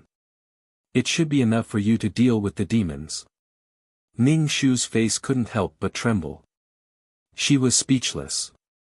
Should she thank Qin Huajun? Once you get the profound yang sword, leave the immortal form sect. The human race can't tolerate the demons. Qin Huajun stretched out his hand. The swords in the air turned into a fan and flew into Qin Huajun's hand. You have the blood of the human race in your body. We are master and disciple. I won't kill you. I'll give you the fake profound yang sword to deal with the demons. From now on, don't appear in the immortal form sect. Qin Huajun said indifferently. Ning Shu really wanted to slap his bare face. He clearly wanted her to take the profound yang sword to deal with the demons. Yet, he said to let her go and even said that they were master and disciple. Ning Shu couldn't help but thank Qin Huajun. Thank you, master. This was sullen. Get out. Qin Huajun didn't look at Ning Shu. He waved his hand and the door opened. Ning Shu's body floated out of the hall. The moment she went out, her body was covered in cold sweat. The wind blew on her body and it was a little cold. Ning Shu shivered. Ning Shu went to her room and saw Yuling holding a bucket and a ladle to water the flowers. Yuling saw Ning Shu's pale face and quickly asked, "Senior sister, did master scold you?" "No, we just had a fight." "Senior sister, just listen to master's words. Don't take them to heart. He is not a decent person. He likes to torture his disciples." Yuling comforted Ning Shu. Ning Shu's entire body felt weak. Every 2 steps he took, he could feel his bones cracking. He knew that it would hurt when the restrictive spell activated, but he did not expect it to be this painful. He decided to give Yuling a perfunctory reply before returning to his room. Ning Shu opened his mouth and heard Qin Huajun's voice, "Yuling, have you finished watering the flowers?" Yuling's face turned ugly. She stomped her feet, picked up the bucket, and said to Ning Shu, "Senior sister, I'm going to water the flowers. You talk too much. If you delay any longer, even the tree will be watered." Qin Huajun transmitted his voice. Yuling immediately picked up the bucket and began watering the flowers. Ning Shu returned to his room and sat cross-legged on his bed. He began to cultivate. As the spiritual energy flowed into his body, he felt much more comfortable. Ning Shu did not know when Qin Huajun would chase him away. Qin Huajun did not treat Ning Shu as his disciple. In the past, he would ask about Ning Shu's cultivation progress. Now, he ignored Ning Shu. Ning Shu guessed that Qin Huajun was rushing to make the mystic yang sword. When the mystic yang sword was completed, he would leave the immortal transformation sect. Ning Shu did not care. He shut himself in his room and cultivated. The spiritual energy in the Qinghua Peak was very dense. There should be a spiritual energy gathering array. Once he left the Qinghua Peak, he would not be able to find such a good cultivation environment. Ning Shu really wanted to absorb all the spiritual energy into his stomach. He did not want to leave any for Qin Huajun. Half a month later, the child came to find Ning Shu. "Fairy Xiao, the immortal wants you to go." Ning Shu tidied her clothes. She knew it was time to leave. She was not afraid of leaving the immortal transformation sect. She was only afraid that Qin Huajun would detain her in the Qinghua Peak. Once she left the immortal transformation sect, she would be free. When she arrived at the main hall, Ning Shu first bowed to Qin Huajun. Yuling, who was standing at the side, bowed to Ning Shu, "Senior sister." When Ning Shu saw Yuling, she was stunned. She hadn't seen Yuling for half a month, and she felt that Yuling had grown a lot taller. She was wearing a light green dress, and standing there, she looked very beautiful. Ning Shu returned the greeting, "Little junior sister." Qin Huajun took out a storage bag and gave it to Ning Shu. "The things you want are inside. Take care." Ning Shu caught the storage bag. It was not bad. He got a storage space for free. Qin Huajun was probably afraid that the sword on his back would be stolen by others. She was quite thoughtful. Ning Shu pursed his lips, "Thank you, master." Yuling was a bit confused. Seeing the storage space in Ning Shu's hand, she pouted and said, Master is biased. You only gave a storage space for senior sister and not for me.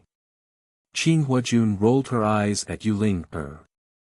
A bracelet appeared in her hand. The bracelet had complicated patterns and looked very delicate. It looked like it was made of silver. This is your storage space. Qin Huajun said. Yuling happily took the bracelet. She looked at it over and over again. When she wore it on her wrist, it made her slender wrist look even better.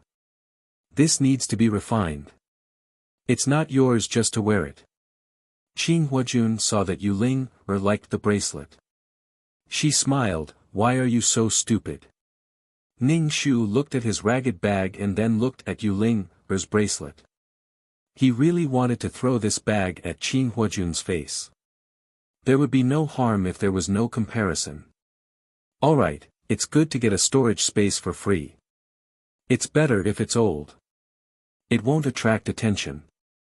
Ning Shu hung the storage space bag on his waist and bowed to Qin Huajun, disciple thanks master. I will definitely repay master in the future. Qin Huajun didn't care.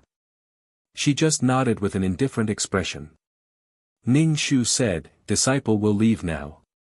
Senior sister, where are you going? Yuling asked curiously. Qin Huajun coughed, I asked her to do something. I see. Yuling said to Ning Shu, senior sister, be careful. Come back soon. Ning Shu said, thank you. It's time to cultivate. What are you doing here? Qin Huajun sent Yuling away. Yuling curled her lips and said, disciple will leave now. She didn't know what her master wanted to say to her senior sister. Yuling felt that the atmosphere between her master and her senior sister was very strange. She walked very slowly. She wanted to know what the two wanted. Qin Huajun waved her hand and sent Yuling out. She then closed the door. Yuling stood at the door. She felt a bit uncomfortable. What did she want to do? Why did she have to close the door? Ning Shu looked on silently. Qin Huajun really doted on Yuling. She left all the good things for Yuling. She was very considerate of Yuling. She was very considerate of Yuling. Yuling was a dual spirit root holder, but her talent was not outstanding. Qin Huajun spent a lot of effort to find heavenly materials and earthly treasures to refine Yuling's bones and marrow, allowing Yuling to become a single spirit root holder. But Yuling was a person who was slow in love. She always felt that her master liked to tease her. She always found all kinds of things to torture her. When Yuling grew up and became stronger, the two of them became Tao companions. The little white rabbit was eaten by the old fox.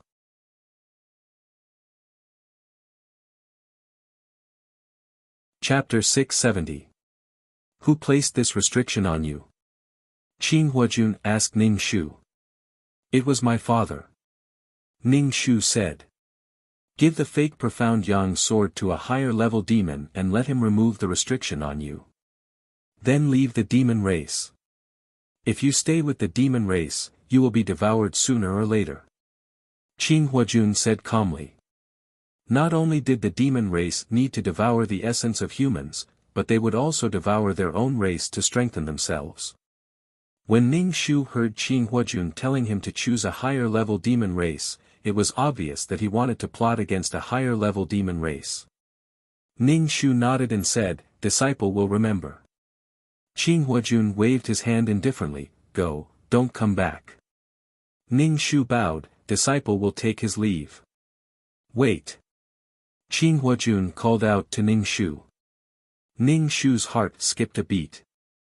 He didn't want anything else to happen. He forced himself to calm down and asked Qin Huajun, Master, is there anything else? Can disciple stay? Qin Huajun's expression cracked, you have demonic energy in your body, how can you stay in the immortal transformation sect? Let me ask you, what cultivation method do you cultivate? Damn, he wants my peerless martial art. Ning Shu said, disciple cultivates the earth element cultivation method master gave me. Qing Huajun sneered, do you think I don't know what an earth element cultivation method looks like? Ning Shu pursed his lips and knelt down to Qing Huajun, disciple cultivates the demon race cultivation method. As long as master is willing to let disciple stay, disciple is willing to give up the cultivation method.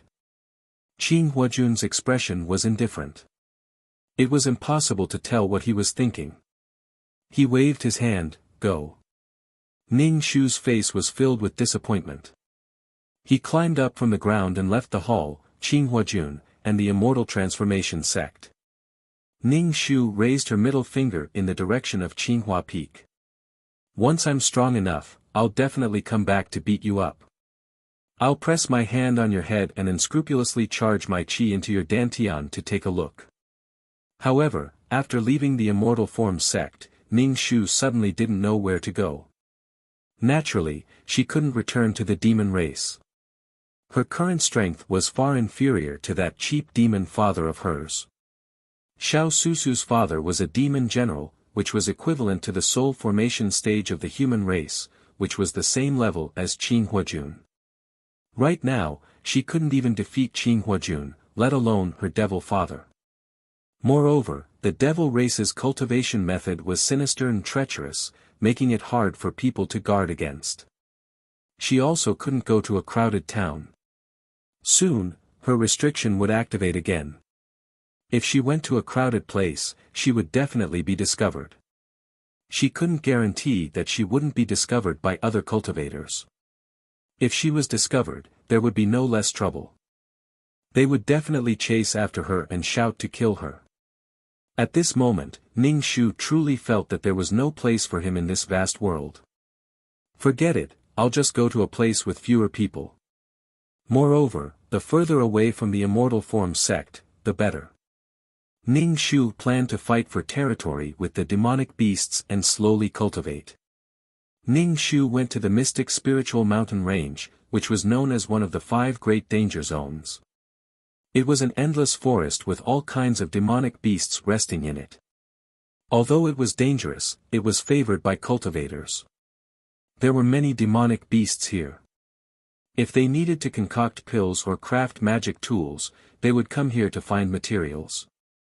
Ning Shu found the direction and ran quickly towards the mystic spiritual mountain range. Meanwhile, in the main hall of Qinghua Peak, Qing Huajun's heart tightened. Cultivators were able to communicate with the heavens and earth. They were able to sense danger and had a bad feeling.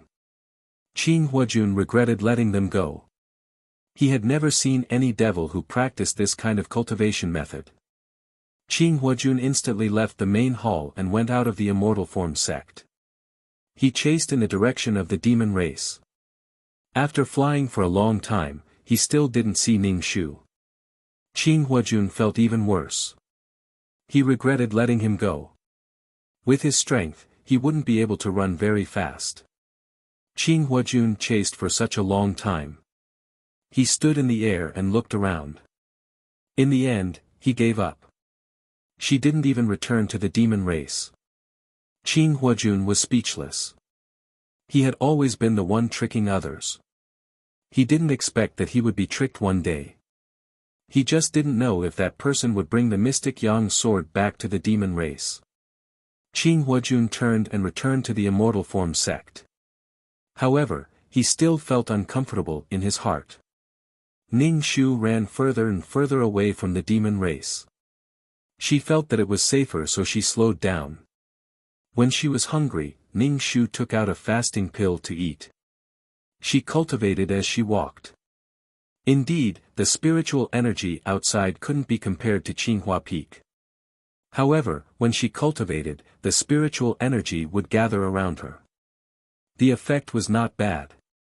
Until now, Ning Shu still didn't know why her cultivation speed was so fast. This made her feel terrified. Everything had a reason. Nothing happened for no reason. Ning Shu tried to let herself fly. However, she couldn't fly in the air. She could only walk on her 2 feet. Occasionally, she would encounter demonic beasts. Ning Shu would directly clench her fists and fight the demonic beasts head-on. Her strength was so great that she could directly kill the demonic beasts. She was bare-handed. However, when she was lazy, she would release the coiling dragon energy in her dantian. The coiling dragon's body would start to turn yellow. It would roar and rush out to fight with the demonic beasts. If she encountered a weaker demonic beast, the coiling dragon would directly crush the demonic beast with its claws. Ning Shu was covered in blood. Ning Shu was dumbfounded. This was too powerful. However, the coiling dragon energy couldn't last more than a few moves in front of Qing Huajun. It was obvious that these demonic beasts, who only knew how to cultivate and had low intelligence, were too weak. Ning Shu would also keep any treasures she encountered. These were all resources. When she passed by a town, she could exchange them for spirit stones. However, Ning Shu felt that she kept on encountering treasures. These treasures were getting more and more precious. Although they were guarded by demonic beasts, she could still kill the demonic beasts and take the treasures into her pocket. Ning Shu's heart was about to break down. She wasn't the main character.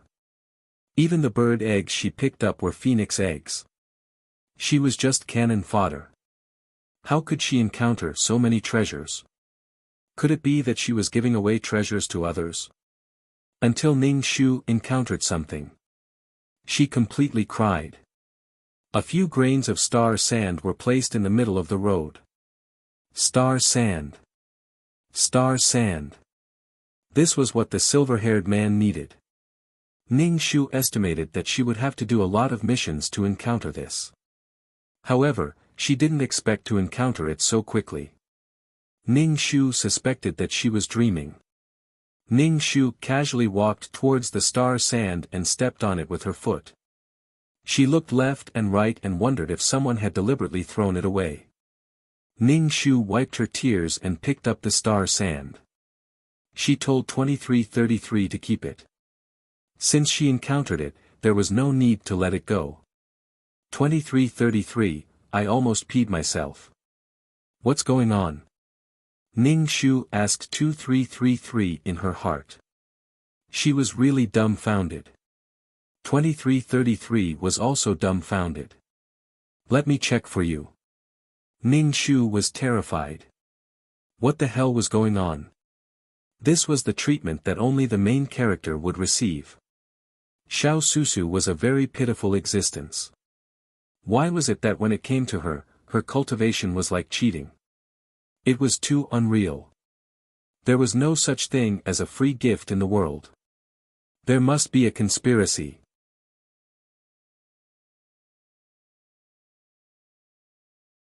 Chapter 671.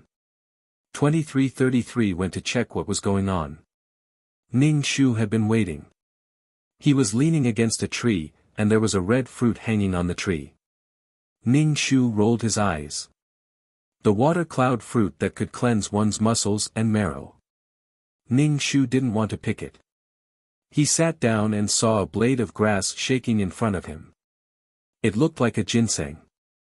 Ning Shu closed his eyes and asked, "How's the investigation going?" 2333 said, "I've checked. This world is very normal. The other mission takers didn't encounter a situation like yours." Good things jumped into his arms. Ning Shu, so tired. Ning Shu stood up and patted the dust on his butt. He was too lazy to take the water cloud fruit on his head and the ginseng on the ground. He would leave them for the fated ones. The storage space that Qing Huajun gave her could no longer hold anything. It meant that she was not fated with these things. How many years did it take for these treasures to form? She had already gotten so much. She couldn't take any more. Also, Ning Shu felt very strange. The situation was very strange. What if it was a trap? I can't be greedy. Not only did he have a cheat to increase his cultivation speed, but he could also get good things wherever he went. This was the treatment of a main character. When was it her turn? Ning Shu was too lazy to fight monsters. He didn't even look at the good things that he saw. When he reached the small town, he used some things to exchange for spirit stones and bought some clothes. After walking for a long time, Ning Shu finally arrived at the Mystic Spirit Mountain Range. From afar, the Mystic Spirit Mountain Range seemed to be shrouded in smoke. There was a small town not far from the Mystic Spirit Mountain Range. This small town was very prosperous. Ning Shu hadn't eaten hot food for a long time. He was about to go to the restaurant to eat something. There were all kinds of demonic beast meat in the restaurant. They used all kinds of cooking methods to make the demonic beast meat delicious. Also, the demonic beast meat contained spiritual energy that could nourish and strengthen the cultivator's body. In this world, the big fish ate the small fish. The human race hated the demon race for absorbing the essence of the human race, but the human race still ate the demonic beasts. The strong were respected. Only the strong could control their own fate and not become a stepping stone for others. Ning Shu walked into the restaurant, ordered some dishes, and waited for the waiter to serve them. There were many cultivators in the restaurant, but Ning Shu did not look around. Instead, he wantonly sized up the others. The world of cultivation was cruel. Some cultivators had very strange tempers. Perhaps a look or a sentence could cause a fight. If you have anything good on you, just wait to be killed and robbed. She had just walked in when she felt a spiritual consciousness sweep over her body, but it was quickly retracted. Ning Shu felt that someone was staring at him. He turned his head to see who was staring at him. When he saw this person, Ning Shu was stunned. This person had a head of dark green hair and wore green clothes. He sat on the bench and looked at Ning Shu. His eyes were slightly blue and glittering. She was good-looking, but her aesthetic sense was a little abnormal. She had green hair and wore green clothes. It was a little hot to the eyes. The problem was that this person was obviously not a human. The demon race was also not like him. Could it be that he was a demonic beast in human form? Since when did demonic beasts have such an IQ? Weren't demonic beasts ignorant and stupid? How could they live among humans? There was a demonic beast sitting here, but these cultivators actually ignored him and did not attack him. No one sat around him. Obviously, they did not want to get close to him. Ning Shu saw that this person kept staring at her, unable to take his eyes off her. She felt bitter in her heart. Only the female lead could attract a handsome man. Could it be that by adding 6 points to charm, she could immediately attract the attention of handsome men? Then why did she add so many attribute points to wisdom, but her IQ did not increase by leaps and bounds? Ning Shu touched her storage space. Could it be that he saw that she had a lot of treasures in her bag? Wanted to kill her and steal her treasures? When the dishes were served, Ning Shu picked up the chopsticks to eat. He felt that this person's gaze was still staring at him. Look at your sister. Ning Shu cursed in his heart. Out of the corner of his eye, he saw that the person was actually walking towards him. Ning Shu, get lost, this demonic beast man sat opposite Ning Shu. Seeing that Ning Shu had ordered a table full of fish and meat, he said, "You like to eat meat?" His voice was very pleasant and gentle. Just by listening to his voice, one would not think that this person was a manic demonic beast. Could it be that he was a hairdresser and his hair was dyed? Ning Shu's hair stood on end. He felt that the person opposite him was very strong. He did not speak. Do you want to drink? The demonic beast man took out a water bag. Ning Shu, were they close? Not close. Are you trying to hit on me?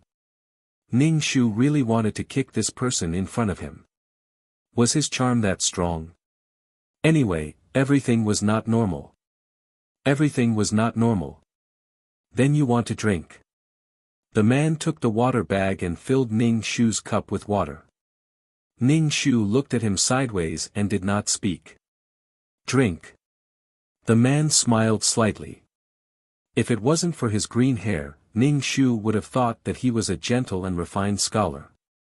He had a poetic charm, but he had a more indifferent and distant temperament than a scholar.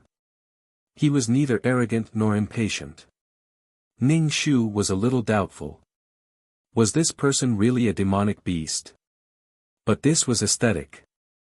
One should not hit a smiling face. Ning Shu picked up the teacup and smelled it. There was a salty and wet smell.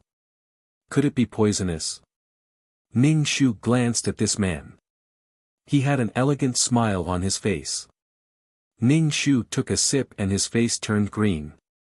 He looked at him and asked, "This is salt water?" The man said, "To be precise, it's seawater." Ning Shu, what a weirdo. Drinking seawater. I'm Qin Yu. What's your name? Qin Yu asked Ning Shu. Ning Shu said, Xiao Susu. Qin Yu frowned and asked, "Is that your real name?" Yes. Ning Shu nodded. Ning Shu drank a mouthful of seawater. He couldn't spit it out in front of Qin Yu. He felt that he was going to die, so he kept drinking water. Qin Yu's expression was a little confused. When he frowned, he seemed to be in a daze.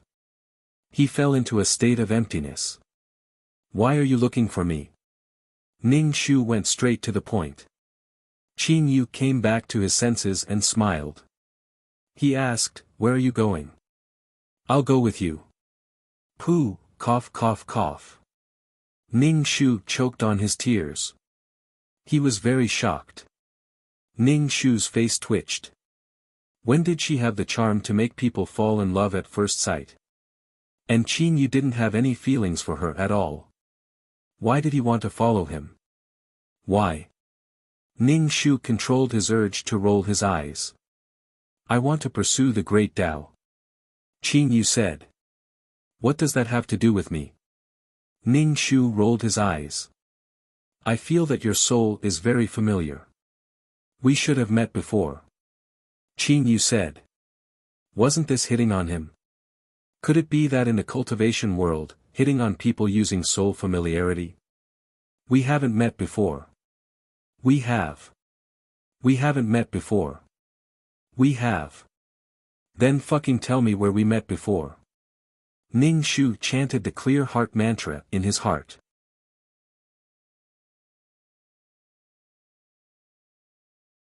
Chapter 672.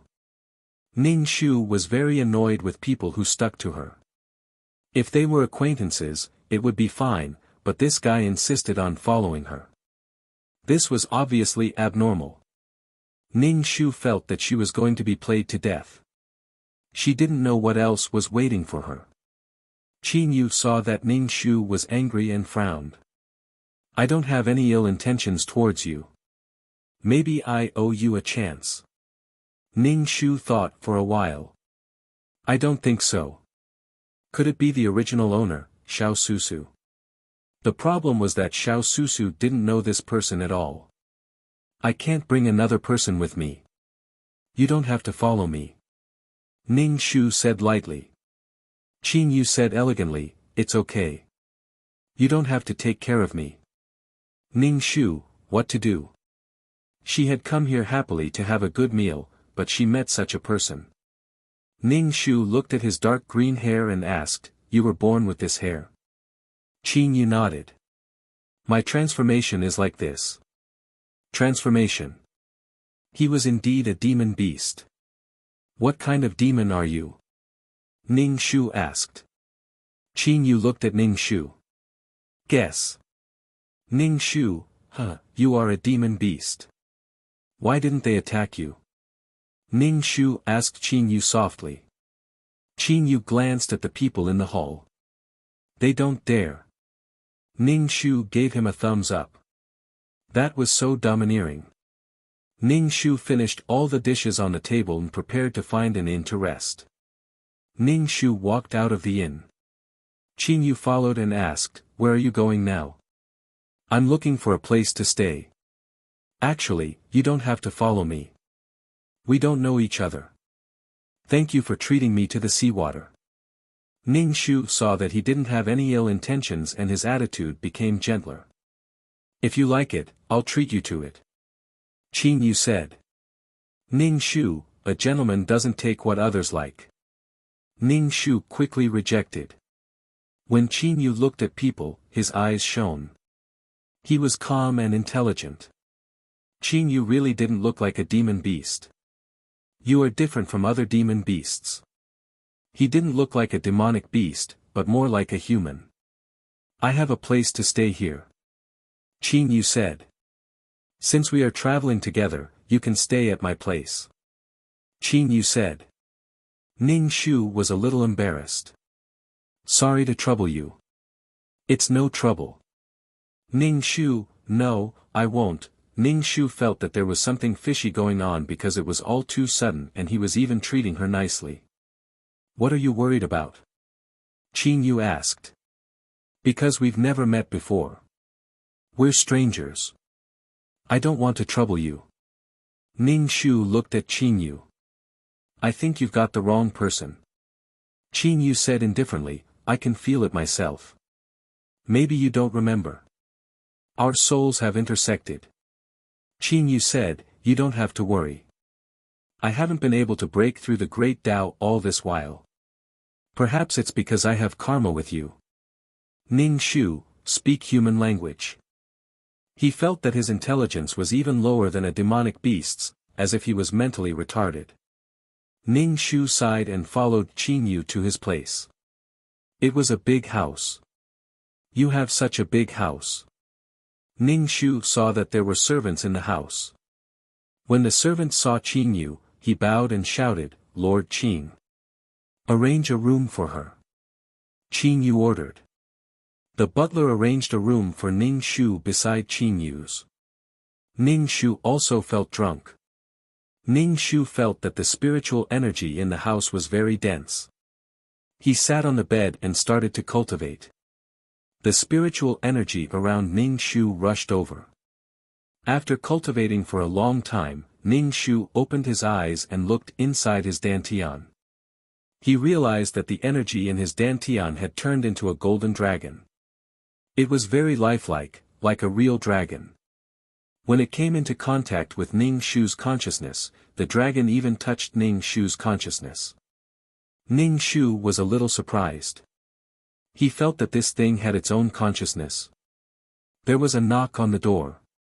Ning Shu got off the bed and opened the door. Qin Yu was standing at the door. Are you done with your cultivation? It's time for dinner. Qin Yu said. Ning Shu followed Qin Yu to the living room. There was a table full of dishes, and they were all meat. Ning Shu sat down and ate the dishes on the table. Qin Yu raised his eyebrows. Don't you immortal cultivators avoid being involved in the mortal world? Immortals are humans too. Didn't humans live for their mouths? Qin Yu drank the seawater and nodded. That's true. Ning Shu felt disillusioned every time he saw Qin Yu drinking seawater. You're a demonic beast in the sea. Yes. What's your true form? Ning Shu asked. Qin Yu tilted his head. Guess. Ning Shu couldn't be bothered to ask. It was up to him to say or not. Immediately, Ning Shu's body stiffened. Because the restriction in his dantian was slowly emerging.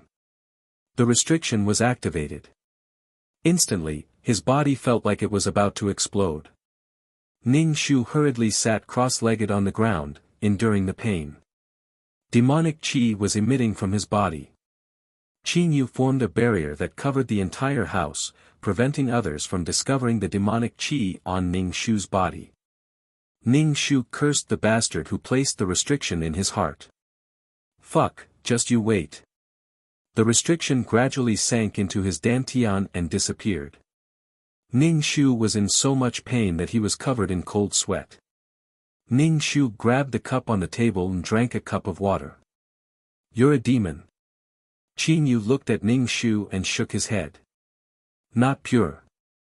You're under a demon restriction. Qin Yu said. Ning Shu looked at him. You even know about the demon restriction. Qin Yu smiled. When I just transformed, there were no demons in this world. They only appeared later. Ning Shu, 0, old monster. In Xiao Susu's memory, the demon race had existed for an unknown period of time. But now, Qin Yu said that there were no demons in this world. Do you remember how long you've lived? Ning Shu's mouth twitched. Qin Yu shook his head. I don't remember. The reason why I'm like this is because I've been learning for countless years. I've been learning from the humans and the devils. The great Tao gave demons powerful bodies, but it didn't give them intelligence. Ning Shu was very impressed. You're very powerful. Qin Yu smiled. It's also a coincidence that I gained intelligence. The great Tao is formless. It gives birth to heaven and earth. The great Tao is emotionless. It moves the sun and moon. The great Tao is nameless. It nurtures all living things. There are humans and demons in this world. The appearance of the demon race is to keep humans in check. Only then can the balance be stable. Ning Shu listened to the cryptic words and asked, then is there a way to remove the restriction on my body? Qin Yu nodded. There is. How? Ning Shu asked excitedly. If the restriction was removed, then her fate would no longer be in the hands of her demon father. Qin Yu looked at Ning Shu and said, this restriction requires the blood of the demon who placed it. I've learned before. As long as there's the blood of the demon race, I can help you remove the restriction. Damn, she still had to go back to the demon race to find her cheap father. Let's spar. Ning Shu wanted to see how strong she was. Would she be sucked dry like in the storyline when she went back to find the demon race? You can't beat me. Qin Yu shook his head. I know I can't beat you. I just want to know how strong I am now. Ning Shu was speechless.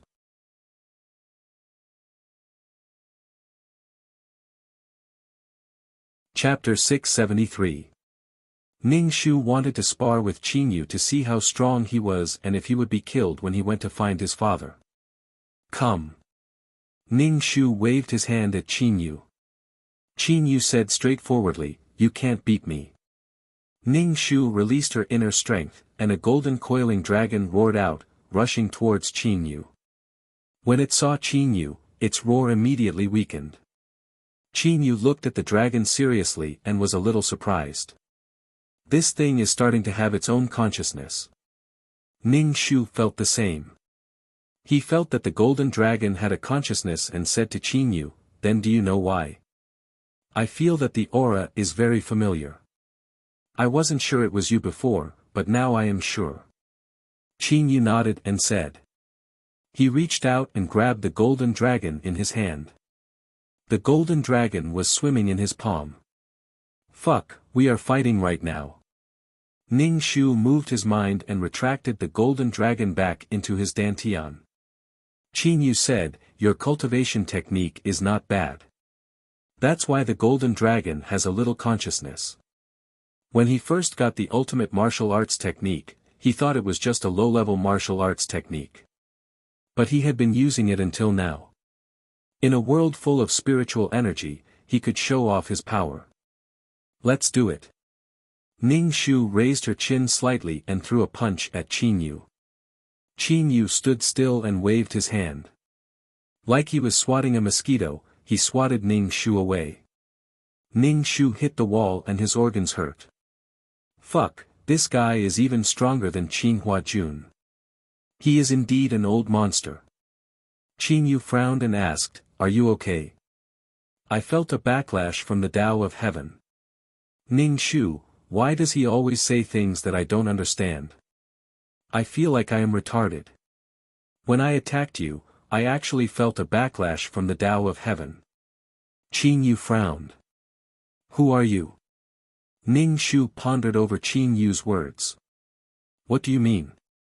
Make it simple. In other words, you are the person chosen by the heavenly Tao. Qin Yu glanced at Ning Shu.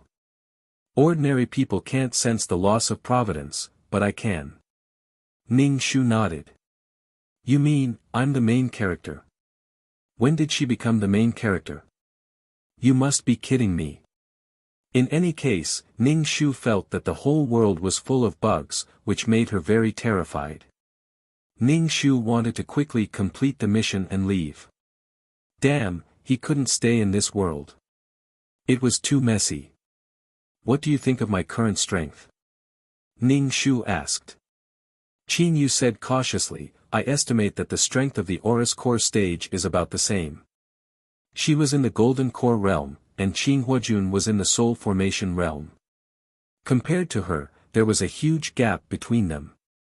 At that time, when he fought against Qin Huajun, he was even weaker than now. No wonder he was trampled so badly. An Aurus Core stage cultivator definitely wouldn't be able to fight against Devil General Fodder. It would be better to wait until his cultivation level increased. This restriction had to be removed, because the demon father could destroy her with a single thought. Are you going back to the demon race? Qin Yu asked. Ning Shu waved his hand. I'm too weak now. I'll go back when I'm stronger. But your restriction will activate every once in a while. Qin Yu raised his eyebrows. Ning Shu didn't mind. It's okay. This restriction would activate every once in a while, so the pain wouldn't last long. Being cursed was the most painful. It would hurt all the time, and it would only get more and more painful. In comparison, the restriction was so gentle. I can help you. Qin Yu said. One who is unaccountably solicitous is hiding evil intentions. He had never made a living, but he gave her a place to rest and helped her. There must be a reason. Why? I feel like you've got the wrong person. We don't know each other. Ning Shu looked at Qin Yu. Unless you tell me why, I can't accept your help. People needed to help each other. But Qin Yu was someone who didn't know how strong he was. He was very confused when he suddenly acted like this. The two of them weren't on the same level. Have you ever seen a person being polite to an ant that could be easily squashed to death with one hand? Qin Yu smiled. Ning Shu stretched out his hand. Ning Shu instantly clutched his chest. What are you doing? I'm telling you, don't mess around. Qin Yu grabbed Ning Shu's collar and pulled her up. Their surroundings suddenly became blurry. Ning Shu felt dizzy and wanted to vomit. Ning Shu rubbed her head and looked around in confusion. They were no longer in Qin Yu's house. They were standing in front of a black city wall. There were people coming and going around. The men were handsome, the women beautiful and enchanting. Seeing these people, Ning Shu thought of a word. Demon race. The demon race was good at bewitching people. Don't think that just because the demon race looked fierce and evil, they were better looking than humans. What flowed under their attractive skin was evil black juice. The demon race didn't have the concept of right and wrong. There was no distinction between good and evil. They didn't have the etiquette and shame of humans. What they believed in was strength. Ning Shu felt like she was carsick. It was so disgusting that she wanted to die. How did she end up in the demon race's territory? Ning Shu silently chanted the clear heart incantation and felt much better. When the surrounding demons saw Ning Shu, they looked at her as if she was food. Their noses twitched, and their eyes were filled with disdain. Clearly, they had smelled that Ning Shu was a mixed blood. But when the demons looked at Qin Yu, they were moved and vigilant. Damn it! If she was weak, she didn't have the right to speak. She was brought here without saying anything. Ning Shu felt very guilty. She didn't have the strength to fight against her demon father. Ning Shu said to Qin Yu, why didn't you tell me? At least let me be mentally prepared. Why do you keep delaying? You'd rather suffer the pain of the restriction than solve the problem? Qin Yu looked at Ning Shu disapprovingly. I can't procrastinate. Ning Shu sighed, it's because I'm not strong enough. When I'm strong enough, the pain of the restriction will be nothing. I said I can help you. Qin Yu looked at Ning Shu and said sincerely, I can help you. Ning Shu smiled and nodded, okay, then help me. No matter why you're helping me, thank you. Qin Yu nodded and created a barrier around Ning Shu. Ning Shu looked at Qin Yu's chanting. He really didn't look like a demon. Ning Shu stayed in the barrier and waited for Qin Yu to come back. She sat cross-legged in the barrier and cultivated. The spiritual energy entered her body and was swallowed by the golden dragon in her dantian. Ning Shu looked inwardly at the coiling dragon swimming in his dantian and wondered if it would become a real dragon one day. But it was very far away. She was still very weak now. She needed to cultivate her qi gene to grow. Also, she could only cultivate a golden dragon in a plane with abundant spiritual energy. How good would it be if she could cultivate a golden dragon in her soul state? Not long later, Qin Yu came back. He held a jade bottle in his hand. The bottle was filled with black blood. The blood seemed to be burning.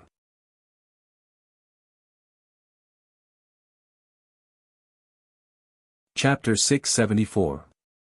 Ning Shu saw that Qin Yu's clothes weren't dirty, his hair wasn't messy, it was as though he just went out for a stroll. Ning Shu's heart was sour, when would he be so strong? You didn't alert my father, right? Ning Shu asked. If he was alerted, he could kill me with a single thought. I didn't let him sense it. Qin Yu said. Ning Shu gave a thumbs up, you're amazing. Qin Yu smiled, looking at Qin Yu. Qin Yu removed the barrier. Ning Shu said, do you want to go into the city to take a look? The demon race has quite a few good things. No need, it's too close to my father, he would sense it. Ning Shu rejected. Qin Yu nodded, as you wish. Ning Shu saw how obedient Qin Yu was, he felt weird. Do you know how good you are now? Are you still going to grab my collar this time? Ning Shu asked. Qin Yu nodded, if you want me to grab your collar, I don't have any objections. No need. I'm dizzy, I'll just walk. Ning Shu hurriedly waved his hand. Qin Yu still said, as you wish. Ning Shu looked at Qin Yu who was like a large dog, this was what a peerless expert was like. The two of you over there, stop. A gentle voice sounded, when this voice flowed into their ears, it was very numbing. Ning Shu turned his head and saw a woman, she was sitting on a sedan, the sedan was being carried by 4 male demons. At this moment, she was looking down at Ning Shu and Qin Yu from above. This demon race woman was very seductive, her face was even more seductive, the men and women of the demon race were all very good looking. The demon race woman sized up Ning Shu, then sneered, a bastard, I order you to hand over the man beside you. A lowly bastard like you doesn't have the right to have such a man. The demon race woman's eyes were glued to Qin Yu's face. I like your hair. Very few people have such hair color. The demon woman raised her chin slightly and said to Qin Yu. Ning Shu also turned to look at Qin Yu's hair. Why was she the only one who felt that this hair color was not good? It was so green. His entire body was green. Qin Yu didn't say anything. He just stood there with an extraordinary aura, which made the female demon's eyes gleam with delight. Demons never hid their desires. Men and women were the same. If they were placed in the human race, they would be unrestrained. But the demons never thought that if they caught a human to their liking, they would rape her first before sucking her. Ning Shu nudged Qin Yu and whispered, this woman is very beautiful. Qin Yu shook her head. What are you talking about? I order you to hand this man over to me. The female demon pointed at Ning Shu. Ning Shu shrugged and took a step to the side. Actually, I can't make the decision. You have to ask her. At least you know what's good for you. The female demon looked at Ning Shu with disdain. Her eyes moved to Qin Yu's face. Following me is countless times better than following this trash. I have all the techniques and treasures you need. Qin Yu stood beside Ning Shu and looked at Ning Shu. Let's go. Wait a minute. The female demon flew down from the carriage and stood in front of Ning Shu and Qin Yu. Don't refuse a toast only to be forced to drink a forfeit. The female demon's face turned serious. Dense demonic energy emitted from her body. Qin Yu frowned slightly and raised his head. His hand turned into a cold ribbon-like object. This seaweed-like object immediately pierced through the female demon's body. It was like a nail piercing through tofu. There was no resistance at all. Qin Yu retracted his hand. His hand was as white as jade and crystal clear. There was not a single drop of blood on it. The female demon lowered her head and looked at her chest. There was a huge hole. Her heart had already turned into minced meat. Black blood dripped onto the ground and corroded the ground. There was a sizzling sound. The female demon's body was filled with disbelief. The strong life force of a demon would not let her die immediately. Wait for your death. Princess Li Si. The four demons carrying the carriage surrounded Ning Shu and Qin Yu. Qin Yu carried the stunned Ning Shu by his collar and disappeared in an instant. Every time he teleported, Ning Shu would feel extremely nauseous. When Qin Yu stopped, Ning Shu first vomited before feeling better. His head was spinning. After vomiting, Ning Shu realized that they had returned to the house in the small town.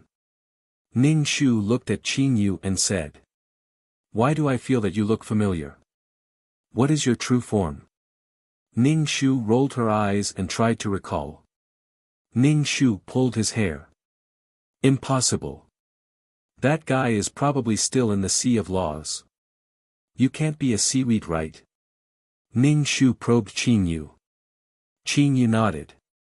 My true form is a seaweed. Ning Shu could not help but size him up. A dark seaweed could turn into a human.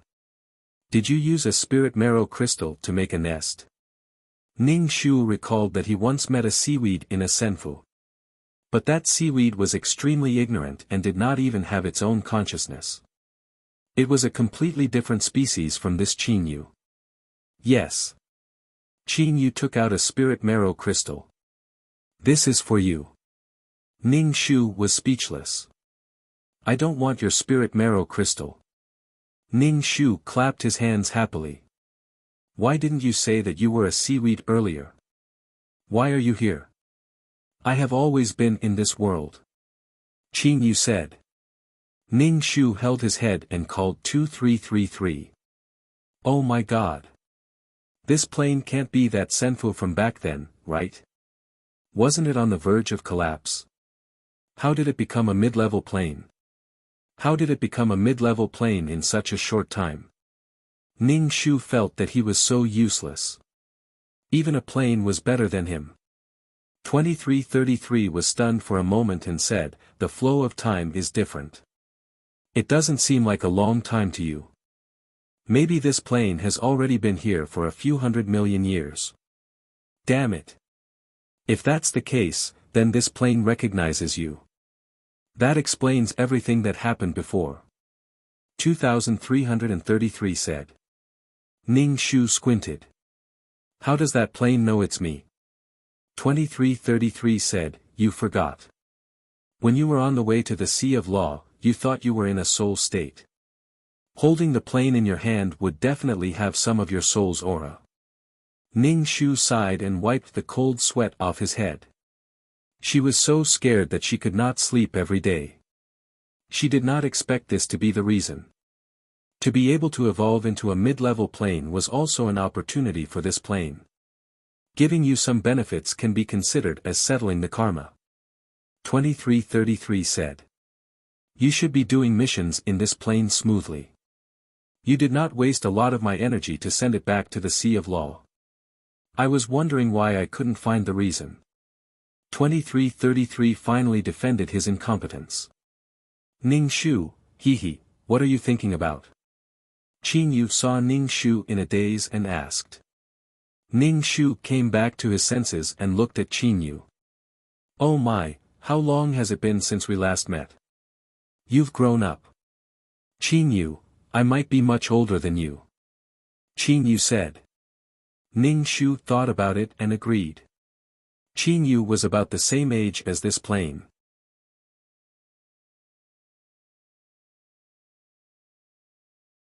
Chapter 675. Is it okay for you to attack the devil with your true body? Ning Shu asked. The blood of the devil was very corrosive and poisonous. Qin Yu looked at his hand and said, I just wanted to see if I could resist the corrosion of the devil's blood. Ning Shu nodded. How's the result of the experiment? I see that your hand is fine. It's okay. Qin Yu nodded. Ning Shu said sincerely, I want to ask you to help me remove the restriction. Qin Yu nodded and took out a jade bottle. He opened the bottle and white smoke came out. The devil's blood in the bottle was boiling. She didn't know what material this jade-like bottle was made of. It could actually resist the corrosion of the devil's blood. Qin Yu put his finger into the bottle and said, I will draw a spiritual array on your forehead later. It will hurt a little. Bear with it. Ning Shu was stunned and said, with my finger? Everything else will be corroded by the blood. Qin Yu said casually. Ning Shu was a little touched. Thank you. You have already done so much for me. In the planes she had been to, she had met one or two because her soul helped her and not because of the person who asked her to help. The school doctor uncle was one of them. Qin Yu was another. Ning Shu was grateful for Qin Yu's help. No matter what, I have to thank you. Qin Yu smiled. It's okay. Qin Yu's finger was stained with black blood. He made a seal and touched Ning Shu's forehead with his finger. When the devil's blood touched her skin, it was abnormally hot. Ning Shu felt that her skin was about to be cooked.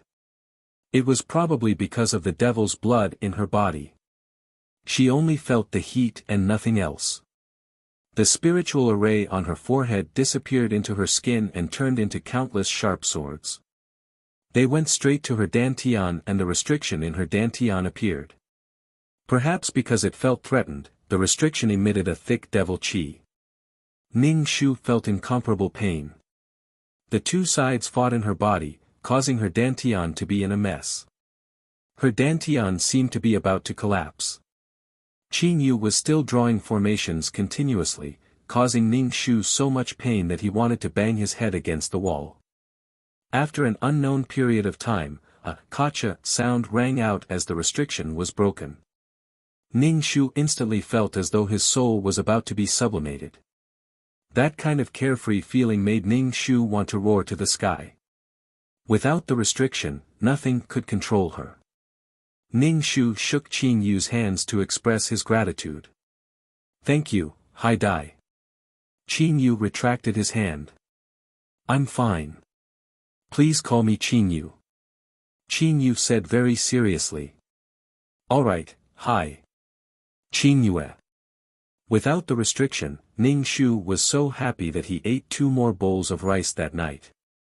Qin Yu drank the seawater and saw Ning Shu's oily face. He couldn't help but say, I still can't understand the human race's appetite. Ning Shu said, actually, I don't quite understand why you want to drink seawater. At your level, do you still need seawater? I'm used to it. Qin Yu said.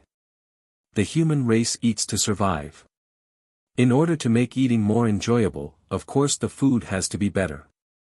Ning Shu burped and put down his bowl and chopsticks. What do you plan to do next? Qin Yu asked Ning Shu. Ning Shu said, cultivate, of course. When I become stronger, there are still things to do. Qin Yu nodded. I'll follow you. That's not necessary. I just did it casually. You don't have to repay me. Ning Shu waved his hand. Qin Yu looked at Ning Shu silently. What did you do?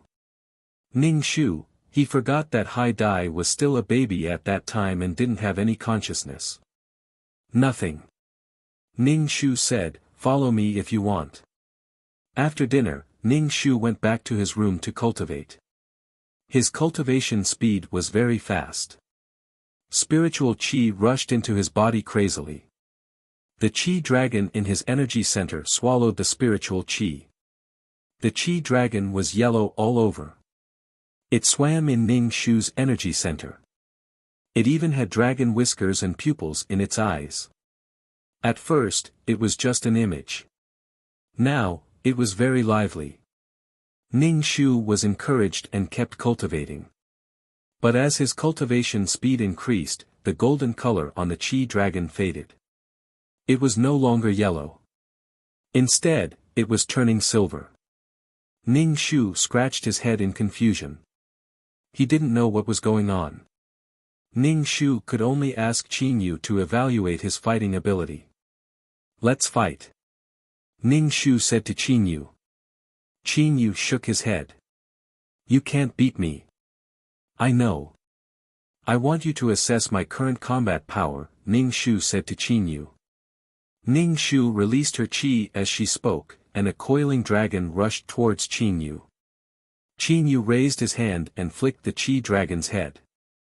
The qi dragon immediately dispersed. Ning Shu raised his fist and smashed it towards Qin Yu. Qin Yu waved his hand and Ning Shu was embedded into the wall. Ning Shu moved his body and asked Qin Yu, how is my fighting ability now? About the soul formation stage. But there are strong and weak soul formation stage cultivators. It's not easy to evaluate. Qin Yu said honestly. Ning Shu clenched his fist and punched the tree in the courtyard. The tree was immediately smashed into pieces by Ning Shu. Cultivators could topple mountains and overturn seas. They had all kinds of skills. This was powerful strength. Why did the qi dragon change color again? Ning Shu couldn't understand. It was like a chameleon. I haven't cultivated this technique before. I don't know what's going on. Qin Yu said, maybe the color is too bright and eye-catching. This explanation was easy to understand. But was that really the case? Ning Shu's ultimate technique was to turn his qi dragon into a golden qi dragon. He had never seen a silver one. Ning Shu could only force himself to continue cultivating. Then, the qi dragon turned silver and no longer changed. Could it be that the qi dragon wouldn't change after reaching silver? Ning Shu could only slowly figure it out by himself. Qin Yu came to find Ning Shu and said, you can't cultivate like this. Go and try it. Qin Yu grabbed Ning Shu by the collar and teleported out of the town to the mountain range. You can try it with a beast. Qin Yu said. Ning Shu looked at the endless mountain range and said, beasts are your own kind. Qin Yu looked at Ning Shu and said, don't humans kill their own kind too? They kill their own kind for their own benefit. It's the same for the demons. Even the weak demonic beasts will become food for other demonic beasts. Child, there are still good things in the world. Ning Shu was speechless. Qin Yu smiled, ever since I transformed, I have traveled everywhere to learn all kinds of knowledge. I learn from humans and demons. I have seen too many things. Ning Shu imagined a dazed Qin Yu who was still helping to count the money after being sold off. With a head full of green hair, who knows how many people wanted to take his inner core. Now that he saw Qin Yu's intelligent appearance, how many years did he go through to become like this? It was too difficult.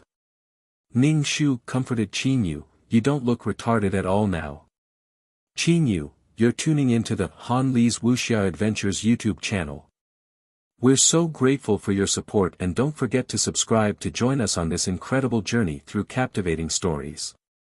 Your generosity through donations truly makes a world of difference, as it's the primary source of revenue that allows me to expand and enhance this channel for you. Thank you from the bottom of my heart for being a part of this adventure.